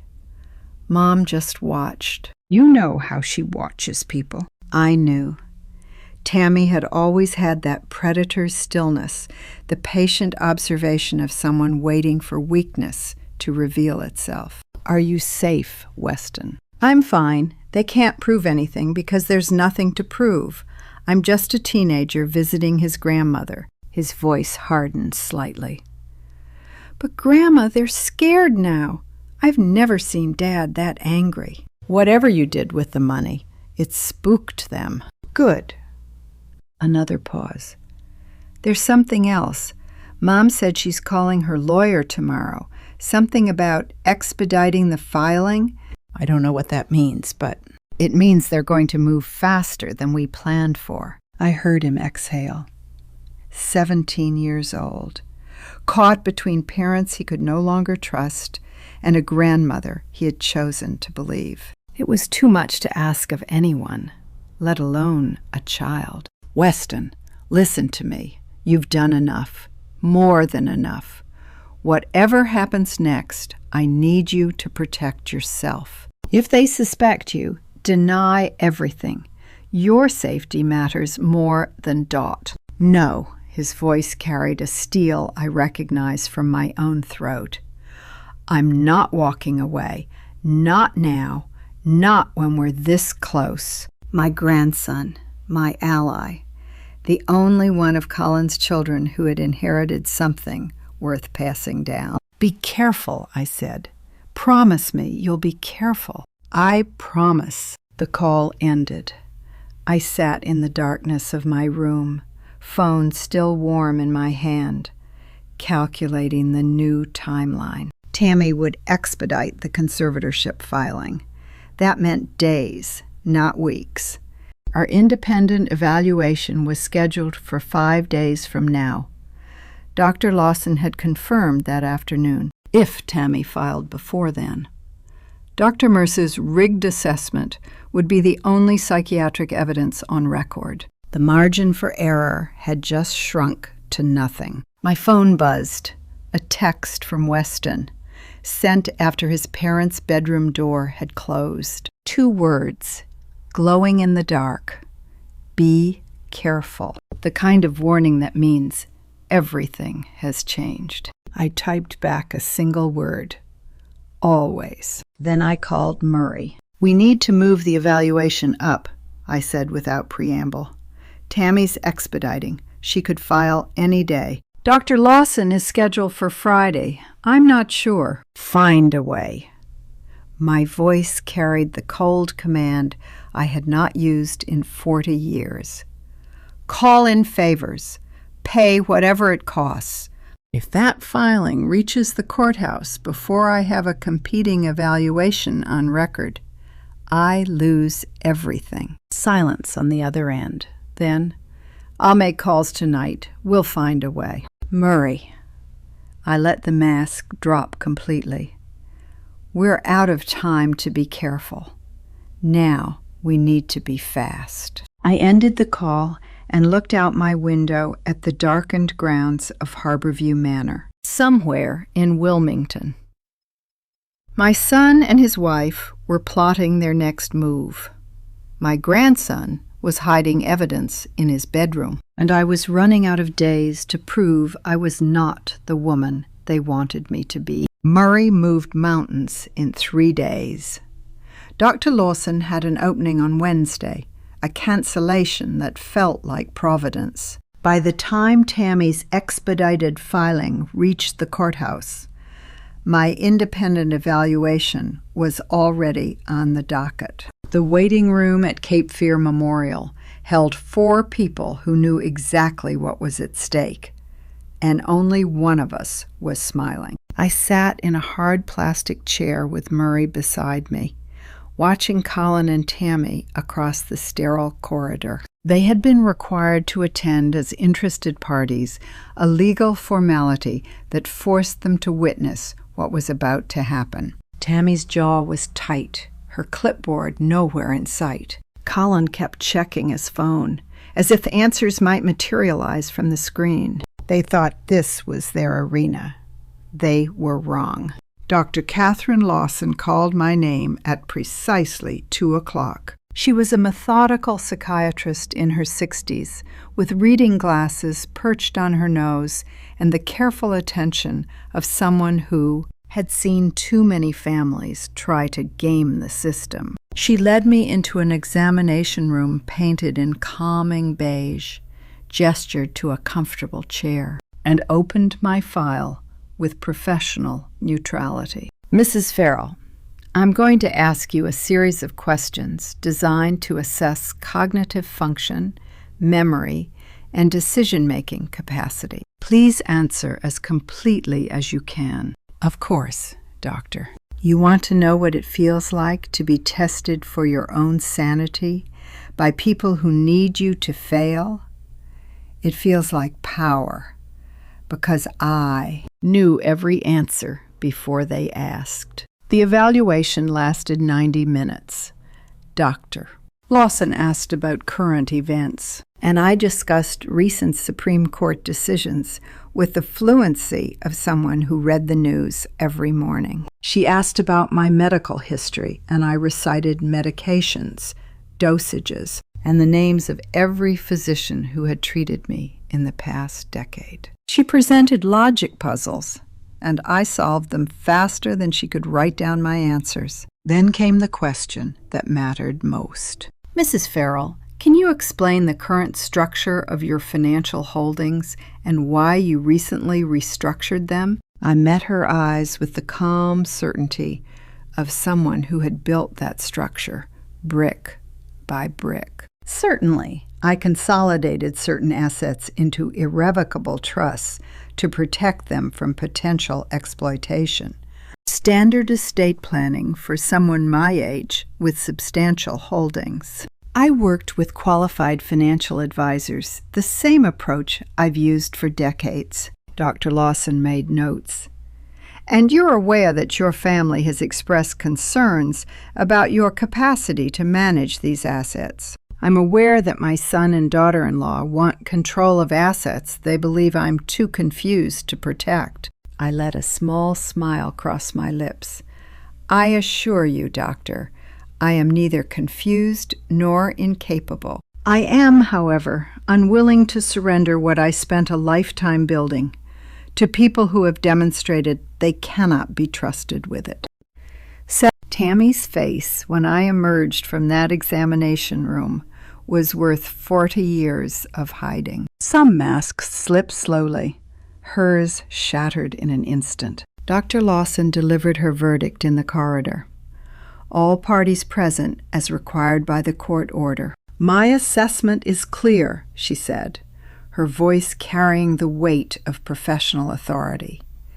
Mrs. Farrell demonstrates full cognitive capacity across all evaluated domains. Memory function is excellent for her age. Decision-making capacity is unimpaired. There are no clinical indicators supporting diminished competence. She turned to address Colin and Tammy directly. I have also reviewed the prior evaluation conducted by Dr. Mercer. His methodology raises significant concerns. I will be recommending that evaluation be flagged for professional review by the State Medical Board. Fully competent. 2 words that cost them everything. 2 words that gave me back my life. Colin's face went pale. Tammy's went red, the flush of someone who had just watched months of careful scheming collapse in a single afternoon. This is, Tammy started, then stopped herself. Even she knew better than to argue with a court-appointed psychiatrist in a hospital corridor. Thank you, Dr. Lawson, I said, shaking her hand with the steady grip of a woman who had just won her freedom. I appreciate your thoroughness. We left the hospital together, Murray and I, walking ahead, Colin and Tammy trailing behind in stunned silence. The summer sun felt different on my face now, warmer, brighter, the sun of a woman who had proven herself competent in a venue her enemies could not corrupt. But as we reached the parking lot, I glanced back. and saw something in Tammy's eyes that worried me more than her schemes ever had. Desperation. The conservatorship path was closed. Dr. Mercer's assessment would be investigated. Their plan to prove me mentally unfit had just publicly collapsed. A rational person would retreat, accept defeat, perhaps even apologize. But Tammy was not rational. She was cornered, and I had learned long ago that cornered people do not retreat. They attack. "She's not done," Murray said quietly, reading my expression. No. I watched Tammy's silver car pull out of the parking lot, her knuckles white on the steering wheel. She's not done. She'll find another angle, another approach. The question is, what she'll try next. The answer came faster than I expected. By evening, Tammy had already pivoted to Plan B. Tammy's pivot came faster than I expected. Within 24 hours of the evaluation, she had abandoned the incompetence strategy entirely. Murray's network intercepted the recording that same week. My daughter-in-law's voice was ice. "If you can't prove her incompetent, then we isolate her, cut off every person she trusts." Colin's response was barely audible. "What do you mean?" "The old man, Murray Garrett. He's been advising her, meeting with her privately. We dig into his background, find something, anything, that makes him look like he's exploiting her. If we can't take her money through the courts, we take away the people helping her protect it." Tammy had hired her own investigator, not to find evidence of my incompetence anymore, but to dig into Murray's past. The hunter was now being hunted. I played the recording for Murray in my room that evening. He listened without expression, his face carved from stone. "She's smart," he said when it ended. "If she can paint me as a predator, she isolates you and invalidates everything we've built. Financial advisors taking advantage of elderly clients. It's a narrative courts believe. She won't find anything." "She'll find something." Murray's voice was flat. "Everyone has something. A business deal that went sideways, a partnership that dissolved badly, a tax question from 30 years ago." He paused. "I've been careful, Eleanor, but I haven't been invisible." The smell of his cologne, sandalwood and bergamot, transported me to 1987, to a warehouse in Rotterdam, where a man wearing the same scent handed me documents that would make me $2 million richer. Murray had been there that night. He had been there for most of the nights that mattered. "What does your investigator say?" I asked. "He's working on it, following the same trails Tammy's man is following, but from the other direction. If there's something to find about me, I'd rather we find it first." The irony was not lost on me. I had spent decades hiding money from governments, and now my children were trying to steal what I had willingly planned to give them. They could have waited. They could have asked. Instead, they had chosen betrayal, and now they were learning that their mother knew how to fight back. 3 days passed. Murray's investigator worked his way through court records, business filings, property transactions. He found nothing damaging about Murray, but he found something else entirely. Before I tell you what that investigator discovered, are you still with me? Because this next revelation changes everything. Drop your guess in the comments. Who do you think is really pulling the strings here? And please note what follows contains some details I've reconstructed for clarity, but the core truth is exactly as it happened. Murray arrived at my room on Thursday evening with a folder he handled like it might bite him. His hands trembled as he laid the papers on my kitchen table. In 40 years of friendship, I had never seen him afraid. "My investigator found something," he said, But it's not about me. It's about you. What do you mean? He opened the folder and slid a photograph across the table. The image showed two men at what looked like a business dinner, white tablecloths, expensive wine, the kind of restaurant where deals are made in quiet corners. One of the men I did not recognize, but the other. My blood went cold. Jonas Krieg, Murray said. You remember him. I remembered. Jonas Krieg had been a courier in the old network, someone who moved documents and money between operations. Smart, ambitious, and ruthless in the way that made him useful but never trustworthy. I had last seen him in 1989, right before I disappeared into my new life. He's supposed to be dead, I said. Apparently not. Murray tapped the photograph. This was taken 3 months ago. And the man sitting across from him, he paused, letting me absorb what I was seeing. That's Colin's business partner, the investor who's been keeping his company afloat. The room seemed to tilt. Jonas Krieg, older, grayer, but unmistakable, sitting across from someone deeply embedded in my son's business affairs. The past and present colliding in a photograph that should not exist. This isn't coincidence, I said. No, Murray's voice was grim. It's not. Someone's been planning this for much longer than we realized. The investigation into your assets, the conservatorship push, the pressure on Colin's business, it's all connected. I stared at the photograph, at Jonas Krieg's face, smiling across a restaurant table, at a man who had been whispering in my son's ear for months. He knows who I am, I said slowly. He knows I'm Eleanor Vance. And he's been using my own son to get to me. The question is why? Murray gathered the papers back into the folder. What does Jonas Krieg want after 35 years?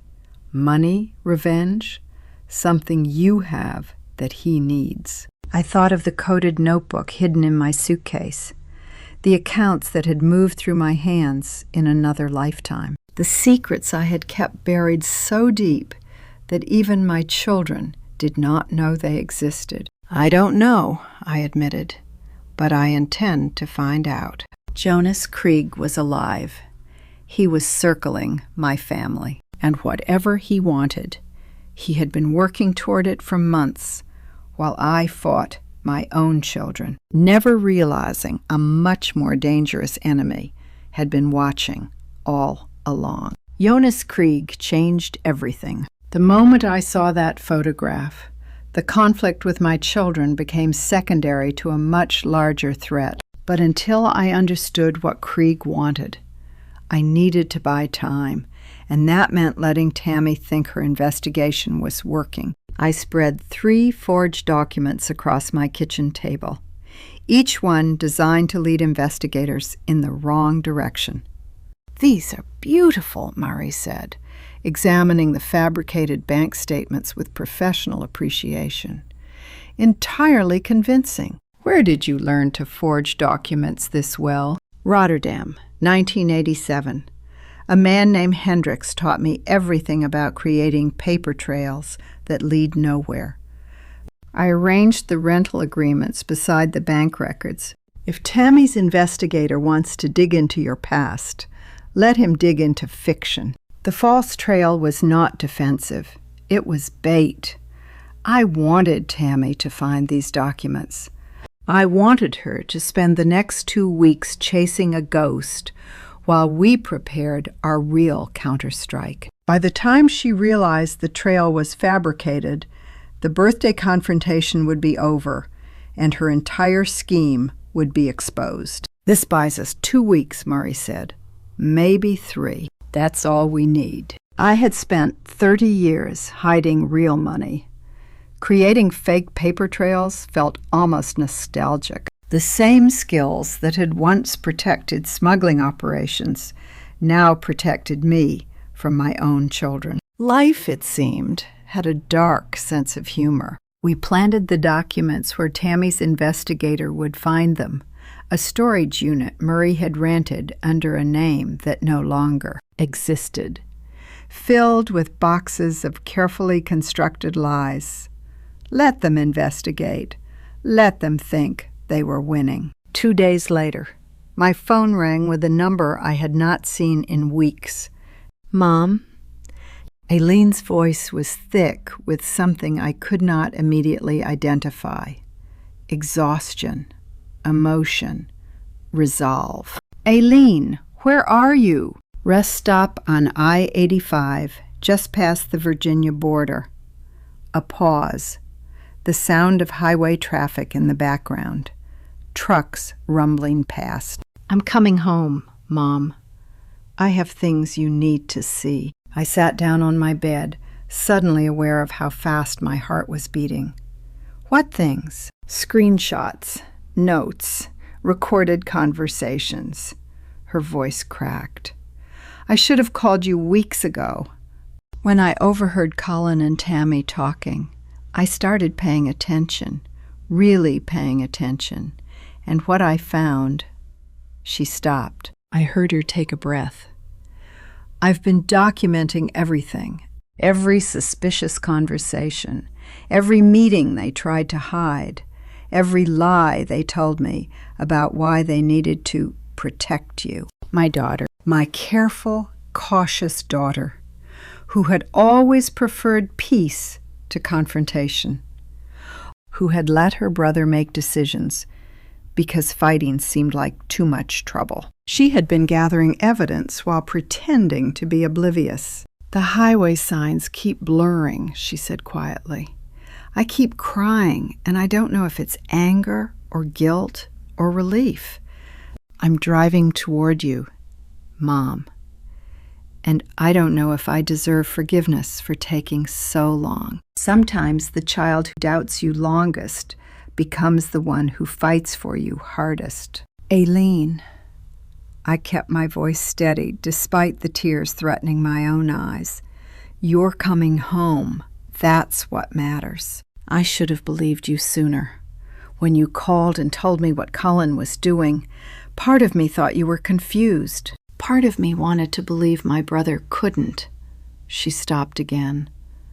"But I know now. I've heard them talk about you like you're already gone, like you're just an obstacle to be managed." "How much have you recorded?" "Hours, weeks' worth.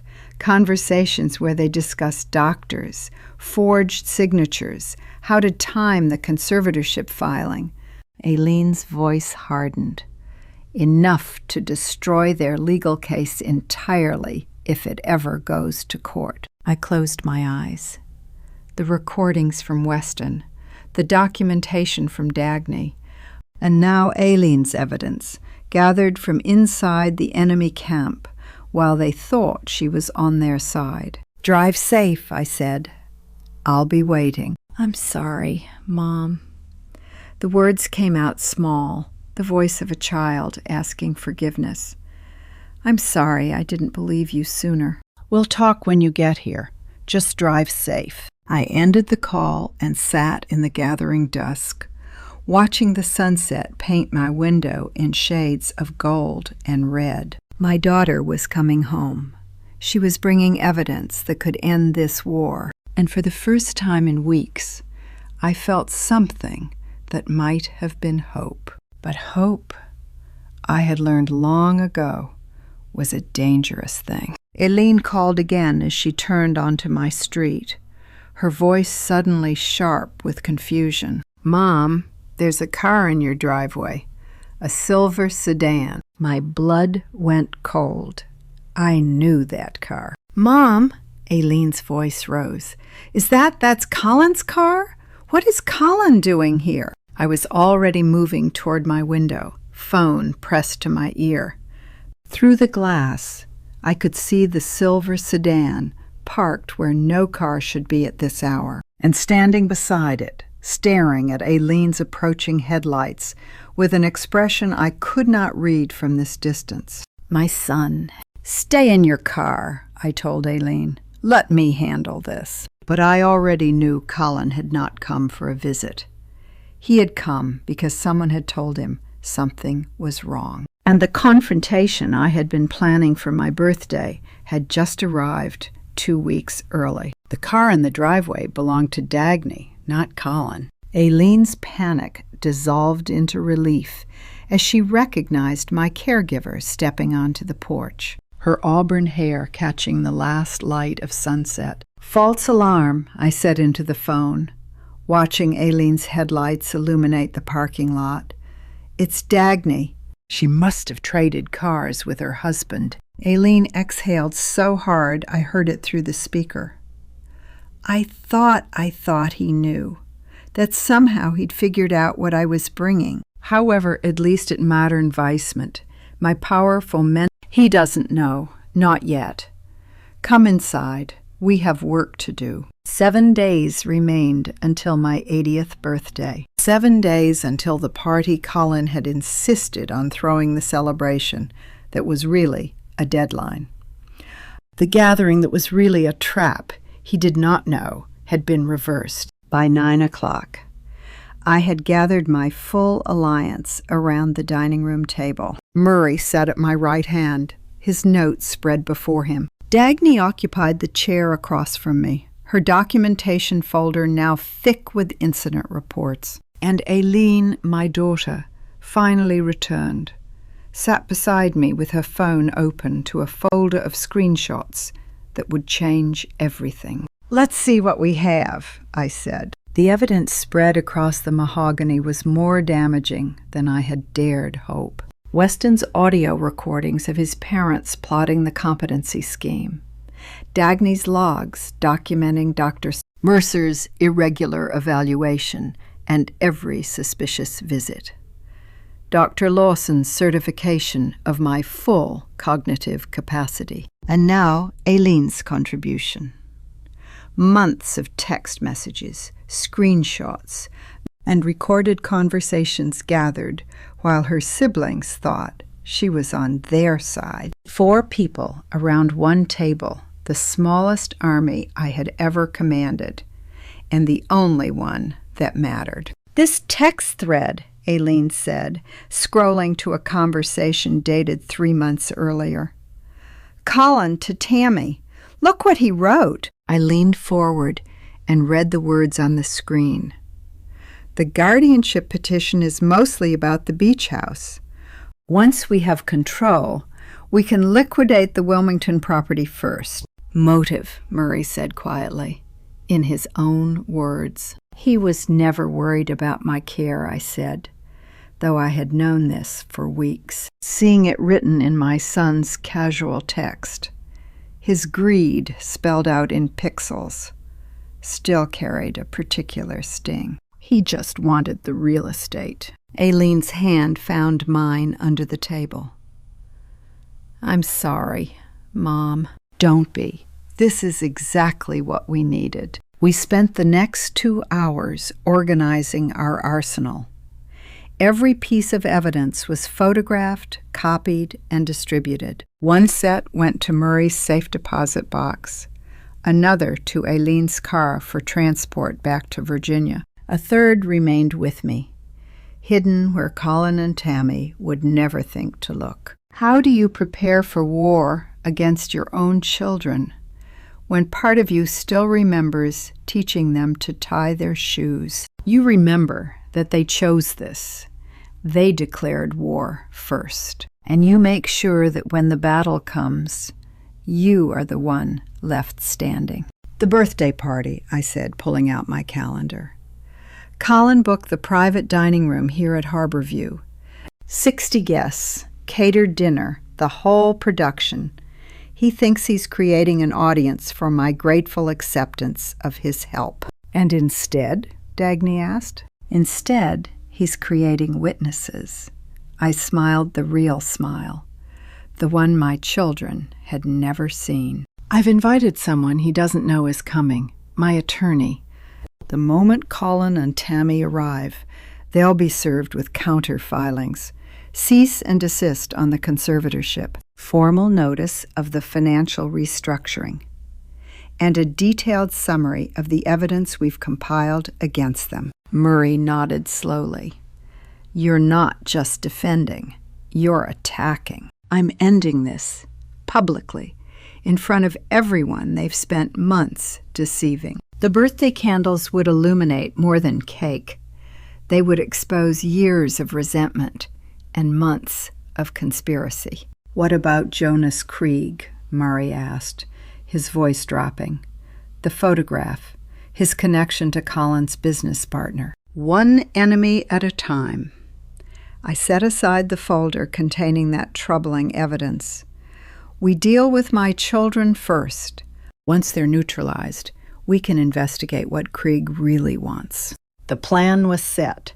The evidence was secure. 7 days to prepare for the confrontation that would determine whether I kept control of my life or lost everything to children who saw me as nothing but an obstacle. Murray's phone buzzed. He glanced at the screen, and I watched his face change, the color draining, his jaw tightening. What is it? He handed me the phone without speaking. The text was from his contact at the New Hanover County Courthouse, someone who tracked legal filings and kept Murray informed of relevant activity. Emergency guardianship hearing scheduled, July 3rd.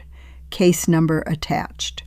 They filed an expedited motion this afternoon, July 3rd, 4 days before the birthday party. They're trying to beat us to it, Aileen said, reading over my shoulder. They're not waiting for the party. They're going to court first. I stared at the screen, recalculating everything. The birthday confrontation had been our chosen battlefield. We had planned for witnesses, evidence presentation, public exposure. But Colin and Tammy were not waiting for the battlefield we had chosen. They were bringing the war to a courtroom in 4 days. Then we meet them there, I said, handing the phone back to Murray. This birthday will be one they never forget. But the courtroom hearing comes first. The emergency hearing had been a disaster for Colin. Dr. Lawson's competency certification destroyed their case before it started. The judge dismissed the expedited motion in under an hour, calling it a waste of the court's time. But my son refused to accept defeat. The birthday party would proceed as planned. He had no idea what was waiting for him. 80 silver balloons floated above the party room, each one stamped with Happy 80th, Henrietta, and not one person in the room knew what was about to happen. I stood near the entrance in my best lavender dress, greeting guests with the trembling smile they expected from a confused old woman celebrating a milestone birthday. Family friends, Harborview residents, neighbors from years past. Colin had invited everyone he could think of.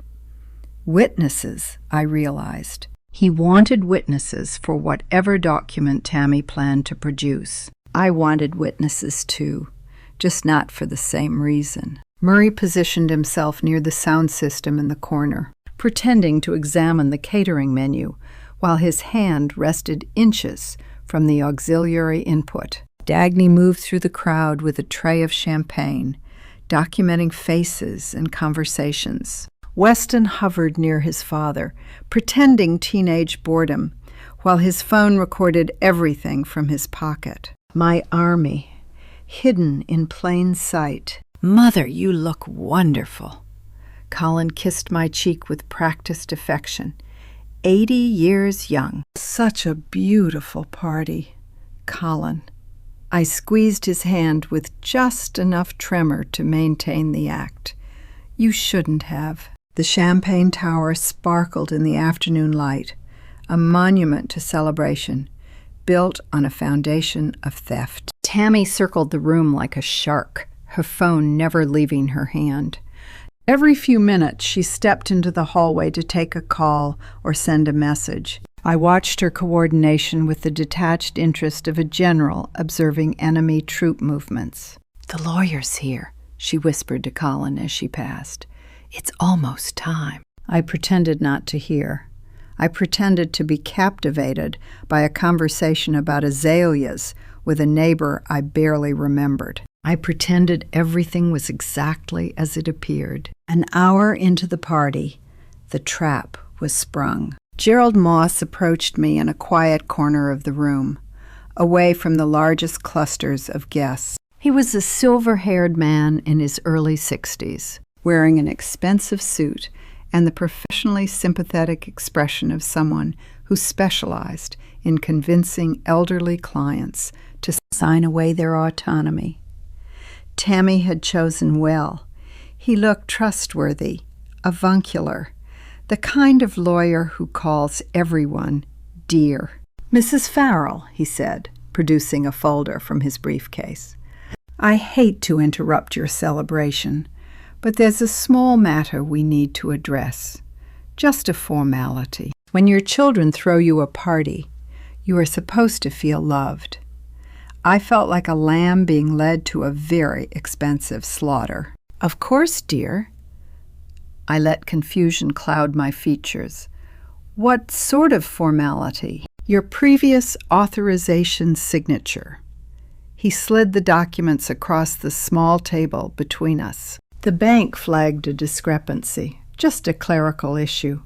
We need you to reconfirm your signature before these witnesses." The same documents Tammy had presented months ago, the same asset authorization, the same power of attorney, but this time with witnesses already gathered.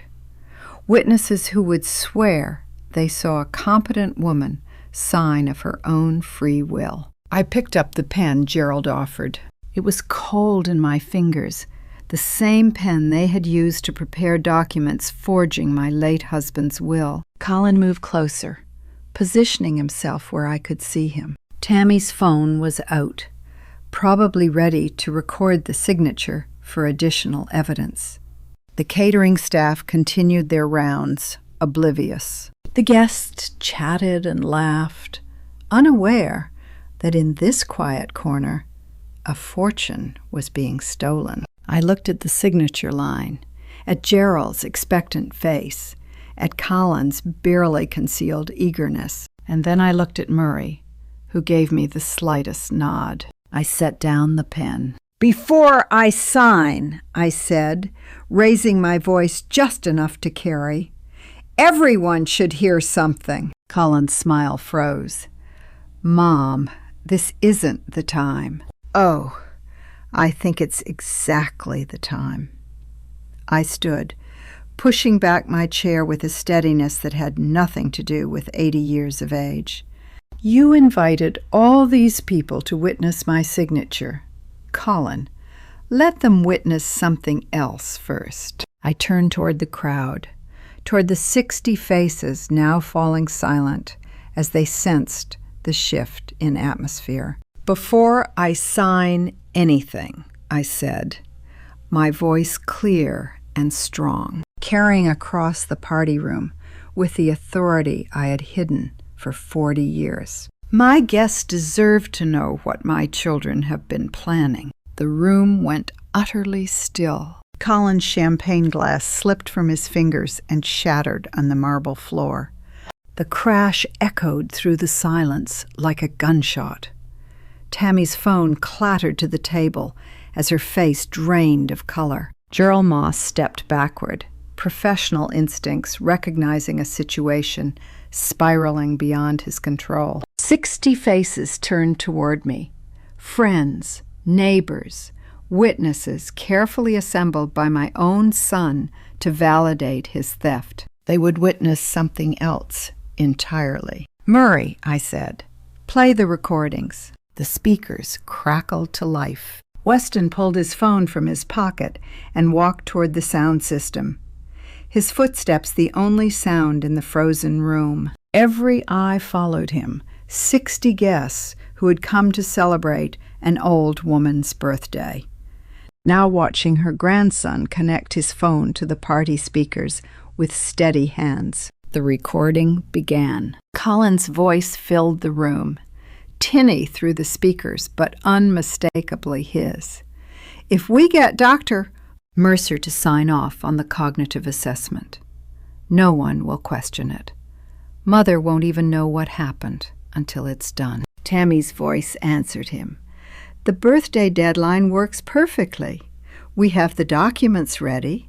Once she signs in front of witnesses, the assets transfer immediately. And if she refuses—" "She won't refuse." Tammy's recorded laugh was ugly, confident. "She can barely remember what day it is. Besides," a pause, "this isn't the first document I've helped move along.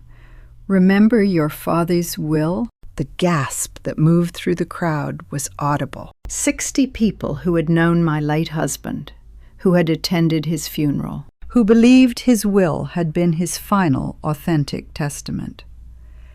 Now hearing his daughter-in-law admit to forgery, Tammy lunged for the speaker. Murray stepped between them, his cane suddenly raised like a weapon, and for one moment it looked like she might swing at him. "Turn it off!" Tammy's scream cut through the recording. "Turn it off!" But Weston did not turn it off. The recording continued, conversation after conversation, scheme after scheme. My son and daughter-in-law discussing me like inventory to be liquidated.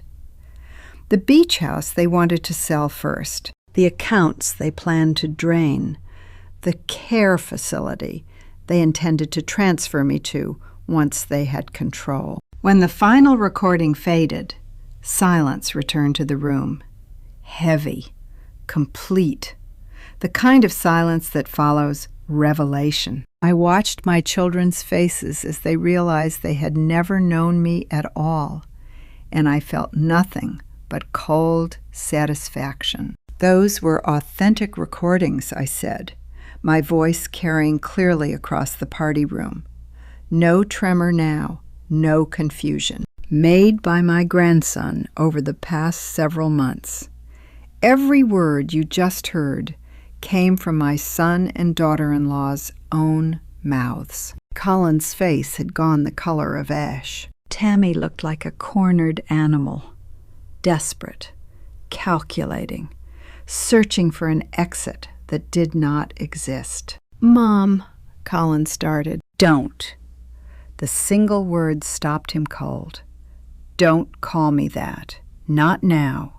Not after what you planned to do." I stepped forward, away from the small table where Gerald Moss still sat frozen with his unsigned documents. The crowd parted before me. Friends, neighbors, residents who had spent years believing I was a gentle, confused old woman who needed looking after. "You thought I was senile," I said, addressing not just my children, but everyone present. "You thought I was fading, that I needed protection from myself." I let the silence stretch. That was exactly what I needed you to think. The mask I had worn for 40 years fell away like shed skin, and the woman beneath it was someone they had never met. I was never a simple housewife. I was never just a mother, just a widow, just another resident at Harborview Manor. I turned to face my children directly. For 40 years, I was the financial architect behind operations your father never knew about. I moved more money through international channels than your company has ever seen. Colin. I made fortunes disappear and reappear across 3 continents. That's insane, Colin stammered. "You're making this up." "Am I?" I pulled a manila folder from my handbag, the original asset documents, the real ones. "These are the authentic records, protected holdings your investigators never found. Accounts your wife's private detective spent months chasing and never located." I held up the folder. "Everything I built, everything I protected, everything you tried to steal." Tammy's face contorted. You're a lunatic, an old woman with delusions. I have never been the person you thought I was. The words landed like stones in still water, ripples spreading outward through the assembled guests. Murmurs began. Shock, disbelief, the recalibration of everything they thought they knew about the quiet widow in room 14. But I was not finished. I reached into the folder and withdrew a single photograph. The image was clear. Recent, 3 months old, according to the date stamp. And this, I said, holding it up for everyone to see, is why none of you will ever threaten me again. The photograph showed 2 men at a restaurant table. Expensive wine, white tablecloths, the kind of private dining room where deals are made beyond public scrutiny. One of the men was Jonas Krieg. The other was my son. You told me you'd never met with any of my old contacts, I said to Colin, watching the blood drain from his face. You swore you had no idea anyone from my past was involved in your business. But here you are, Colin, 3 months ago. Saint across from a man who worked in my network before you were born. Colin's mouth opened. No sound came out. What exactly did Jonas Krieg offer you, son? I let the question hang in the air. And what did you promise him in return? Colin's face drained of color as he stared at the photograph in my hand. His lips moved, but no words came out. The image was damning. My son shaking hands with Jonas Krieg outside a warehouse I recognized from 30 years ago, dated 3 months before my mental decline began. Answer me, I said, my voice carrying across the silent garden. What deal did you make with Jonas Krieg? Before Colin could respond. I noticed movement at the edge of the gathering. Gerald Moss had grabbed Tammy's elbow, pulling her toward the gate. His voice was urgent, barely controlled. We need to leave, now. This case is finished. Tammy yanked her arm free. Her face had transformed from confident predator to cornered animal. But instead of following her attorney's advice, she turned on Colin with venomous fury. You promised me 60%, she hissed. You said once we had control of her assets, I'd get the larger share. That was our agreement.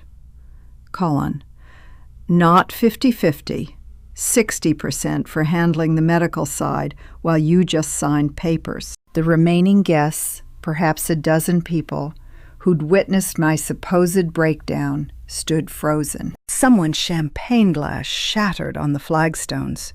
The sound echoed like a gunshot. Colin's expression shifted from guilt to rage.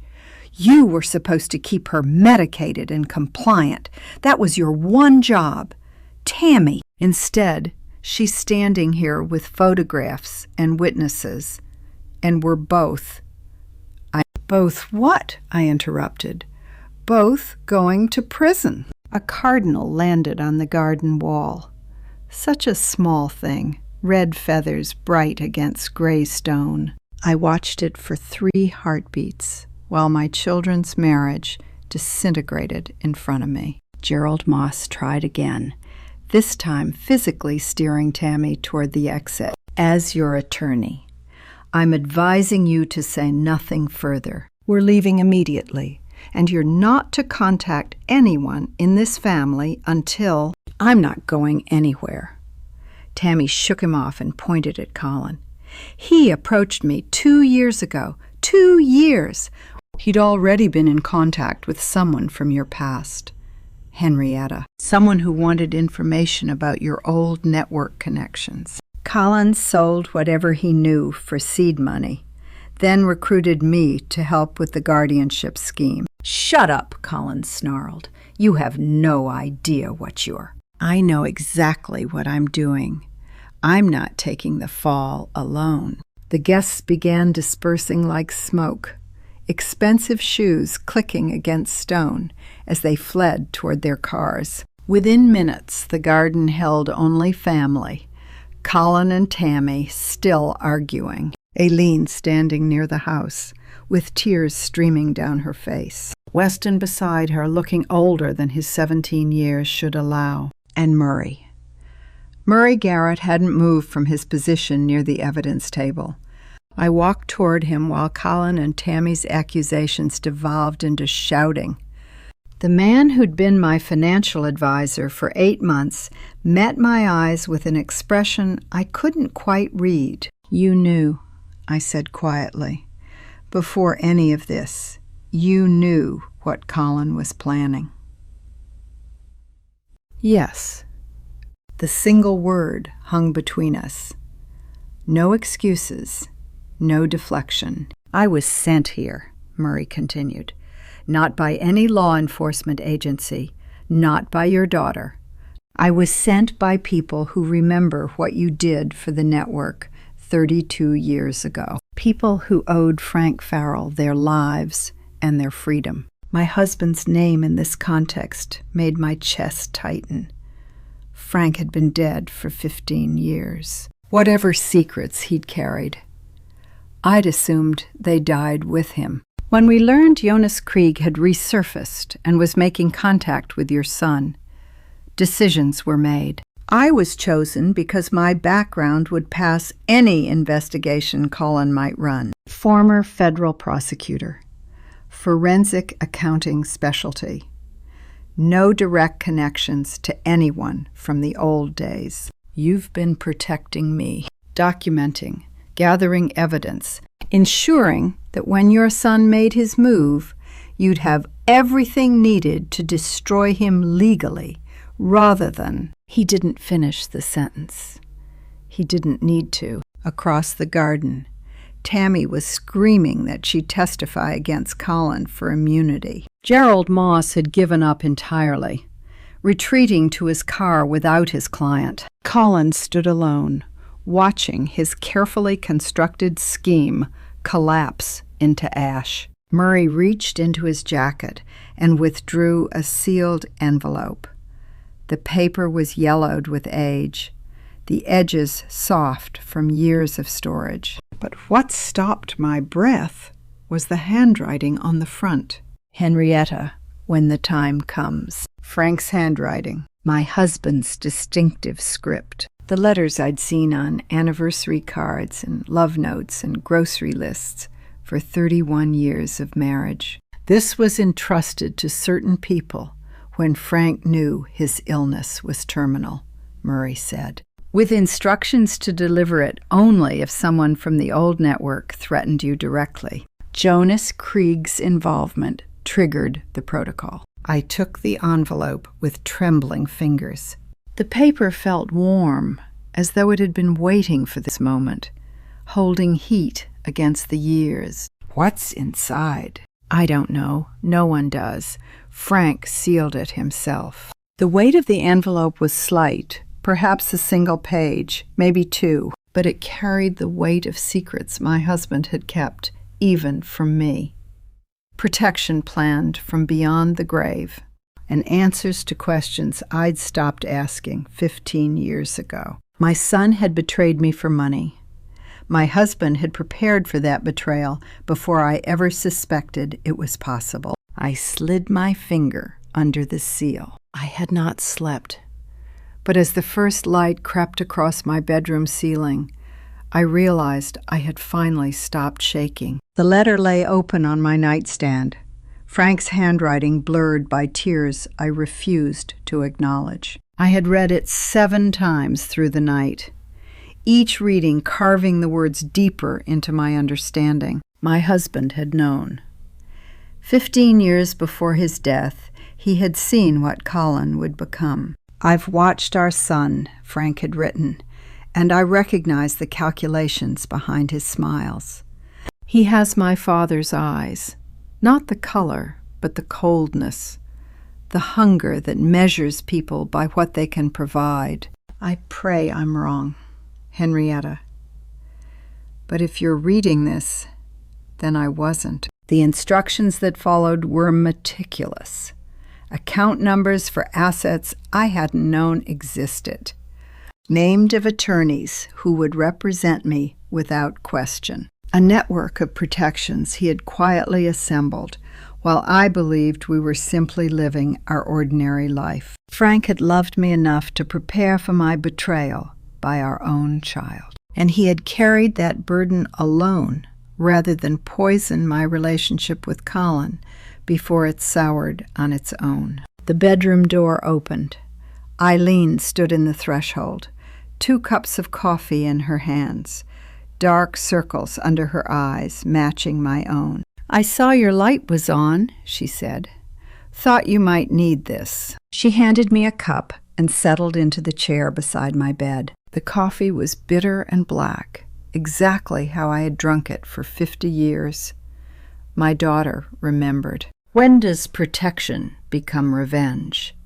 And when does mercy become weakness? I could destroy them, Aileen. I set down the cup, its warmth still radiating through my palms. I have everything I need. Murray's documentation, the photographs, Tammy's confession in front of witnesses. Your father's letter proves premeditation going back years.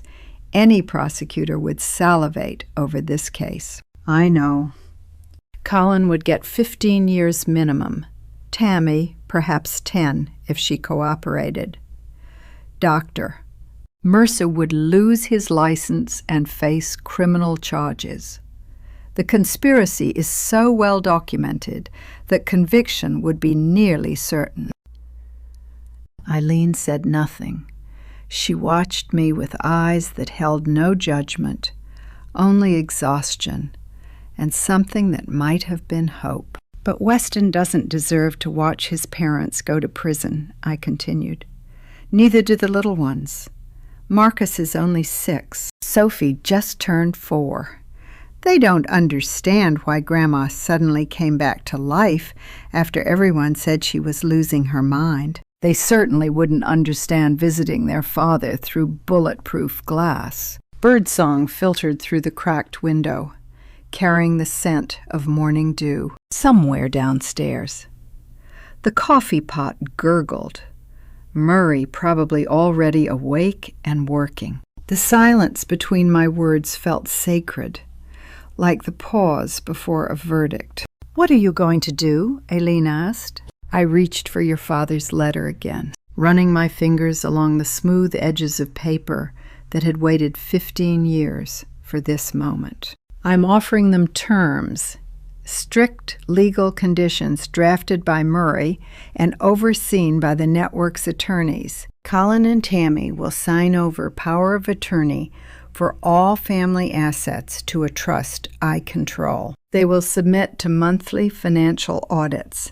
They will attend family therapy, real therapy, not the kind Dr. Mercer prescribed. And they will never, under any circumstances, attempt to influence my medical care or legal status again. And if they refuse, then everything goes to the district attorney within the hour. Eileen took my hand the first time my daughter had touched me willingly in 3 years, and I nearly broke. The salt of swallowed tears burned the back of my throat, but I held steady.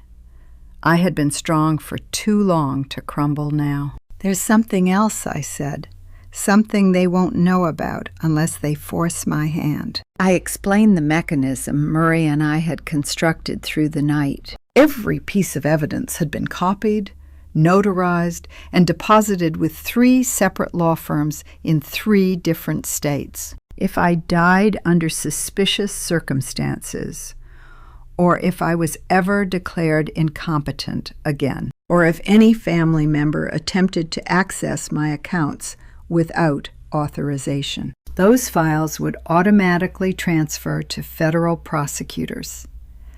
A dead man's switch, armed and waiting. I had built a trap with a door they could walk out free, or they could spring it themselves. They get 1 chance, I told Aileen, only one, And if they waste it, I won't hesitate again." She squeezed my hand, then stood.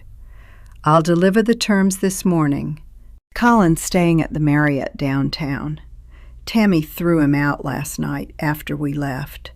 She's at the house with the children. Separately, then. Let them stew without coordinating their response." Aileen nodded and moved toward the door. She paused with her hand on the frame. "Mom, I'm sorry I didn't see it sooner. I'm sorry I believed them when they said you were declining. You see it now. That's what matters." After she left, I unfolded Frank's letter one more time. I had memorized most of it, but the final paragraph still made my hands tremble. A name I had not seen in 40 years, written in my husband's careful script. A man I had believed dead since 1985, killed in a warehouse fire that closed the book on the most dangerous chapter of my life. "If you're reading this," Frank had written, "then you need to know he's still alive. And if Jonas Krieg has resurfaced, then Marcus Thorne will follow. He always does." Marcus Thorne. The name echoed through my sleepless nights like a ghost refusing burial. Frank's warning had upended everything I thought I knew about the past. But I could not afford to chase phantoms while my present remained unsecured. The living demanded my attention first. The dead, or those I had believed dead, would have to wait. 3 days after the party, my children sat across from me at the same table where they had planned to steal everything I owned. The irony was not lost on any of us. Colin wore a suit that needed pressing, his eyes bloodshot and his confidence shattered. Tammy sat rigid beside him, her designer handbag clutched like a shield. They had arrived separately. Their marriage, it seemed, had not survived the exposure of their scheme. Murray stood near the window, silent witness to what would unfold. Dagny Whitfield sat at my right hand, a stack of documents before her. "These are not suggestions," I began, sliding the first page across the mahogany. "They are conditions for remaining in my life." Tammy's eyes scanned the text. Her jaw tightened. "Some of these terms seem excessive. The public apology to the grandchildren, for instance. Surely we could handle that privately." I closed the folder. I placed both hands on the table and began to rise. "Wait," Colin's voice cracked. "Mother, please, we'll sign everything exactly as written." I remained standing for 3 heartbeats, letting the silence do its work. Then I sat back down and reopened the folder. "Tammy, you will never again have access to any document bearing my name. No financial statements, no medical records, no legal correspondence. If my signature appears anywhere, your eyes will not see it. This is non-negotiable." She swallowed whatever objection had been forming. Her nod was barely perceptible. Watching my children sign away their pride felt like watching surgery necessary, painful, and hopefully healing. Each signature scratched across paper like a small surrender. The clock on the wall marked time with mechanical indifference. "We accept," Colin said when the last page was initialed. "All of it." "Good." I gathered the documents and handed them to Dagny. "These will be filed with the court by end of business today. The guardianship petition is officially withdrawn with prejudice. Any future attempt to question my competency will trigger immediate release of the evidence we've gathered." They left separately, as they had arrived. No handshakes, no embraces. Not yet. Perhaps not ever. Some wounds heal clean, and some leave scars that ache with every change of weather. 1 week later, I sat across from Colin alone in a conference room at First Carolina Bank. Patricia Vance, a silver-haired loan officer in her early 60s, had processed our unusual family transaction with a kind of professional discretion that comes from 30 years of witnessing wealthy families at their worst. The loan documents sat between us like a bridge built of paper and ink, fragile, but the only crossing available. "This is a loan, Colin." I tapped the signature line with one finger. "Not forgiveness, not an inheritance advance. You will repay every dollar at 4% interest over 15 years. Your company shares serve as collateral. Miss a payment, and I become your majority shareholder." How do you rebuild trust with people who proved they cannot be trusted? You don't. Not really. You build systems instead. Contracts with teeth. Consequences with clarity. Hope, if you're foolish enough, that the systems won't be needed. "I understand, Mother." He signed. His hand trembled, the pen scratching against paper with a sound like whispered confessions. Patricia notarized each page with practiced efficiency, her expression carefully neutral. As Colin gathered his copies, he paused. His voice dropped to something barely above a whisper. It was Tammy's idea, the guardianship.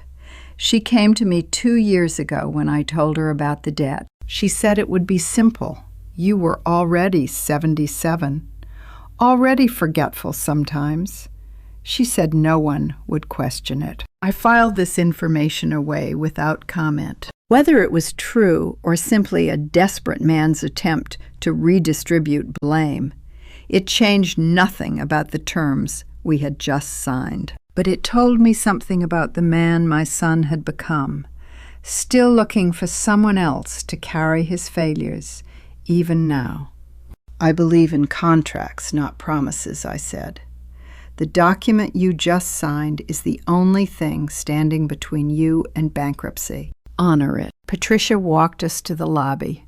Handshakes exchanged with professional warmth. Colin disappeared toward the parking garage without looking back. I stood in the marble foyer, breathing institutional air that smelled of leather and fresh ink, and the particular anxiety of people managing money they couldn't afford to lose. My phone buzzed in my purse. Unknown number. I almost ignored it. I had learned to be cautious about unexpected communications.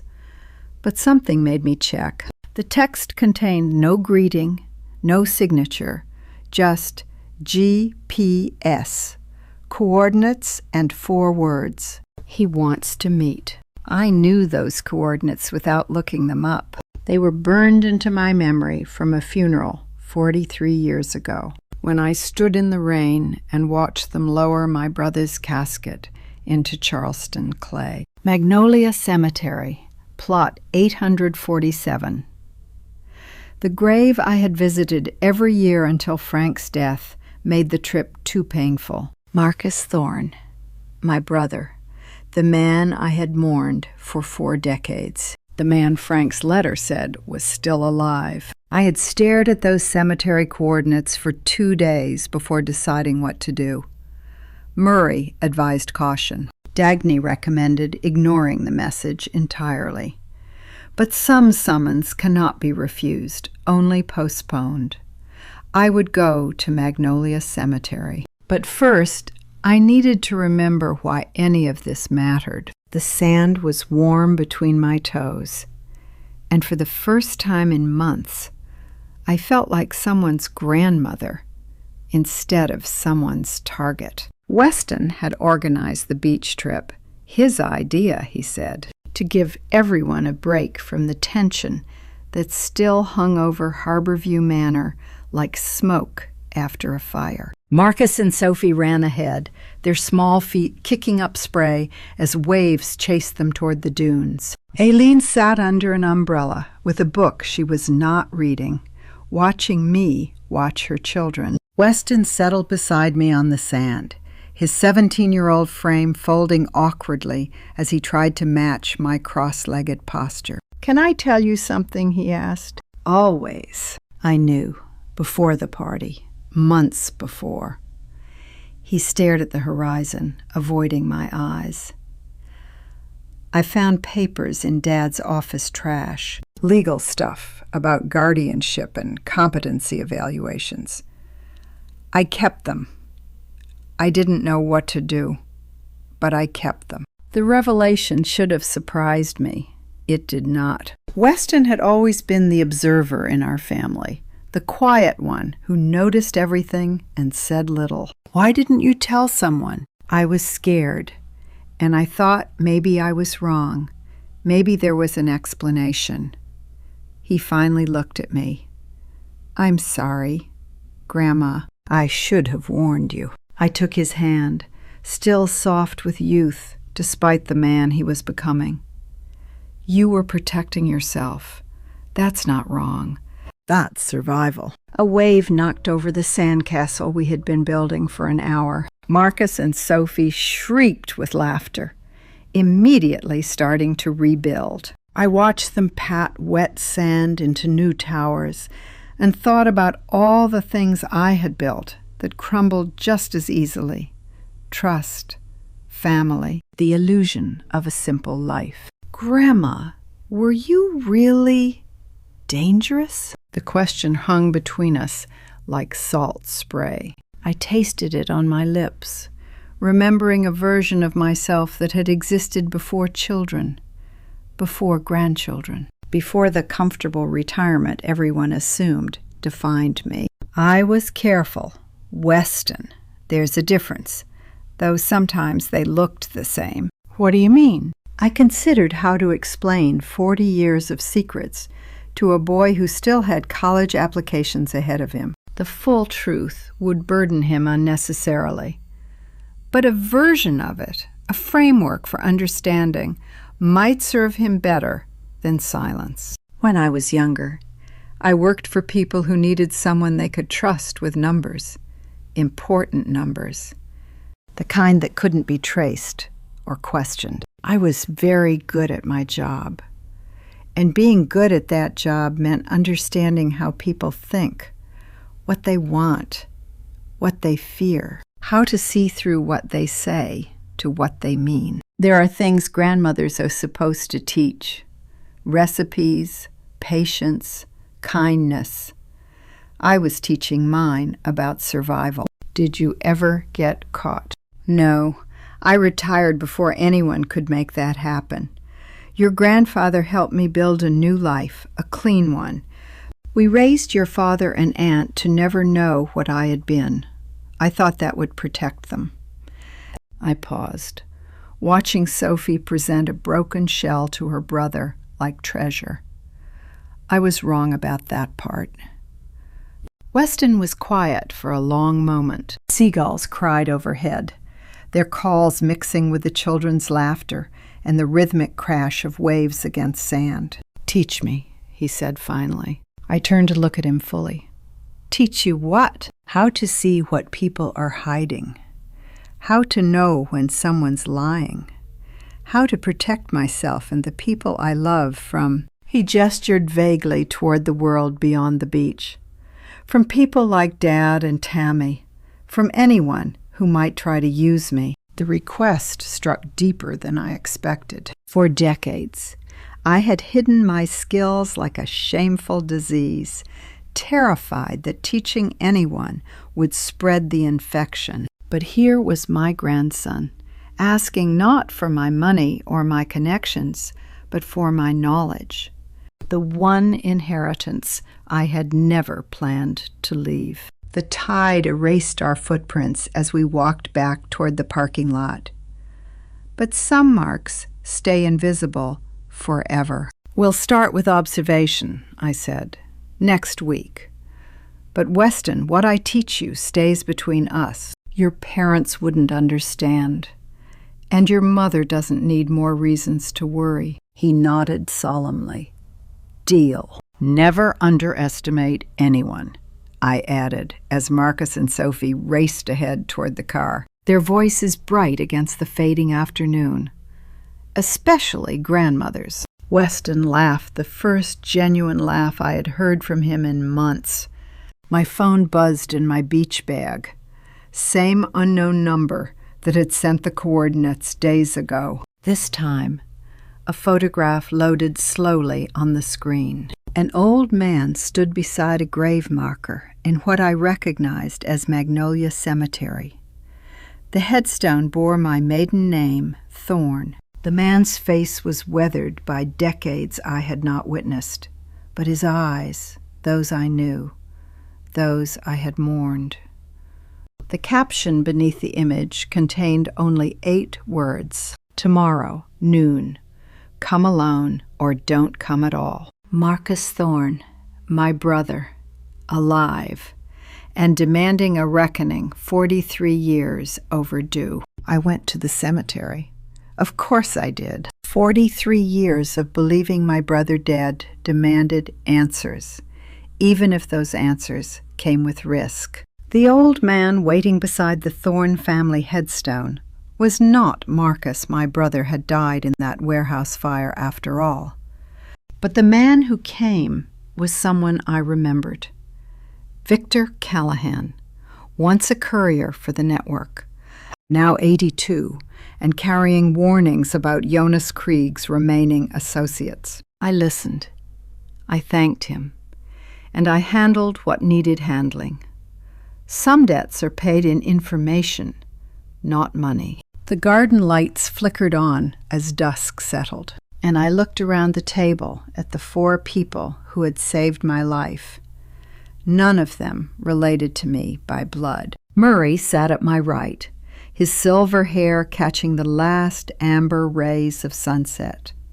Dagny occupied the chair across from him, her legal pads finally absent for the first time in months. Aileen had arrived early to help me cook, her hands steady as she arranged the table settings I had not used since Frank's funeral. Weston had offered to come, but I had asked him to stay with his younger siblings tonight. This dinner was for the adults who had waded through the wreckage with me. The children would have their own celebrations later. I spent 40 years hiding, I said, raising my glass of wine toward the faces illuminated by string lights and candles. You all gave me a reason to stop. The garden had survived winter, drought, and neglect. So had we. The jasmine I had planted when Colin was born still climbed the trellis, its night-blooming flowers perfuming the air with sweetness that felt almost excessive. Cicadas sang their evening chorus from the magnolias beyond the fence. "Tell me about the cemetery," Dagny said. Practical as always. "You've been cagey about what happened." An old friend came to deliver a warning. Jonas Krieg's network hadn't completely dissolved. There were still people searching for records I helped create decades ago. Records that could expose operations the government thought they had closed. I sipped my wine, tasting oak and berries, and the particular satisfaction of problems solved. I made some calls. The searchers have been redirected. Murray nodded slowly. The network always protects its own. What remains of it? Most of us are dead or dying. But yes, we keep our promises. Aileen shifted in her chair. She had been quiet since arriving, more contemplative than I had seen her in years. The crisis had changed her, stripped away some of the distance that had grown between us, like ivy slowly strangling a tree. "Mom," she said, "I need to tell you something." The table fell silent. Even the cicadas seemed to pause. "I'm moving back to North Carolina." She met my eyes with a steadiness that reminded me suddenly, painfully, of her father. Not because I feel guilty, not because I think I owe you, because I finally understand where I belong. Dagny squeezed my hand under the table. And I realized I had never thanked her properly for believing me when my own children would not. She had risked her reputation, her practice, her standing in a community that had nearly declared me incompetent. The warmth of her fingers against mine said what words could not adequately capture. I found a house in Southport, Eileen continued, close enough to visit, far enough to have my own life. The children can spend summers here, real summers, not the awkward 2-week visits we've been doing. And your work. I can teach anywhere. There's a community college that needs an art history adjunct. It's not prestigious, but, she smiled, the expression tentative and hopeful. I think I'm done chasing prestigious. Murray raised his glass. To secrets that protected us and truths that finally set us free. We drank. The wine was excellent, a bottle Frank had been saving for a special occasion that never came while he lived. It seemed fitting to open it now. Surrounded by the strange family his final letter had helped assemble. Blood makes you related. Crisis makes you family. As the evening wound down and the candles burned low, Murray reached into his jacket and withdrew a small wooden box. The wood was dark with age, polished smooth by decades of handling. "From the network," he said, sliding it across the table toward me. "They wanted you to have this back." I opened the box with fingers that trembled despite my best efforts at composure. Inside, resting on faded velvet, was a ring I had not seen since 1982. A simple gold band set with a small ruby, my grandmother's ring, the only valuable I had possessed when I first joined the network. I had traded it for safe passage for 3 strangers whose names I never learned, people fleeing something worse than poverty, gambling that their gratitude might someday matter more than gold. "Those 3 strangers," Murray said quietly. "One of them was my father." I looked up at him. This man who had appeared in my life 8 months ago, claiming to be a financial advisor, who had documented every crime my son committed, who had stood beside me through exposure and confrontation and the slow reconstruction of my family. "Found family is still family," I said, closing my fingers around the ring that had finally come home. The ring sat on my nightstand now, catching morning light the way it had in my grandmother's kitchen 70 years ago. Murray's revelation had closed a circle I never knew was open, a debt repaid across generations, a kindness returned when I needed it most. Some investments mature slowly. This one had taken 43 years. 6 months later, I woke to January sunlight and realized I had slept through the night without a single dream about forged signatures or courtroom battles. The phone rang at precisely 9 o'clock. Colin, punctual as the guilt that now drove him. "Good morning, Mother. Just checking in." His voice had changed over these months, less careful, more curious. Last week, he had asked about my childhood. The week before, he wanted to know how I met his father. Not the sanitized version I had always told, but the real story. He was slowly accepting who his mother truly was, and something in that acceptance had begun healing us both. "The children are asking when they can visit again," he said. "Marcus wants to show you something he built at school. Sophie has been practicing a song. This weekend. Bring them Saturday morning." "I will." A pause. "Mother, I've been thinking about the loan. I want to pay it back faster than the schedule requires. I know you don't need the money, but I need to prove. Prove it by being present.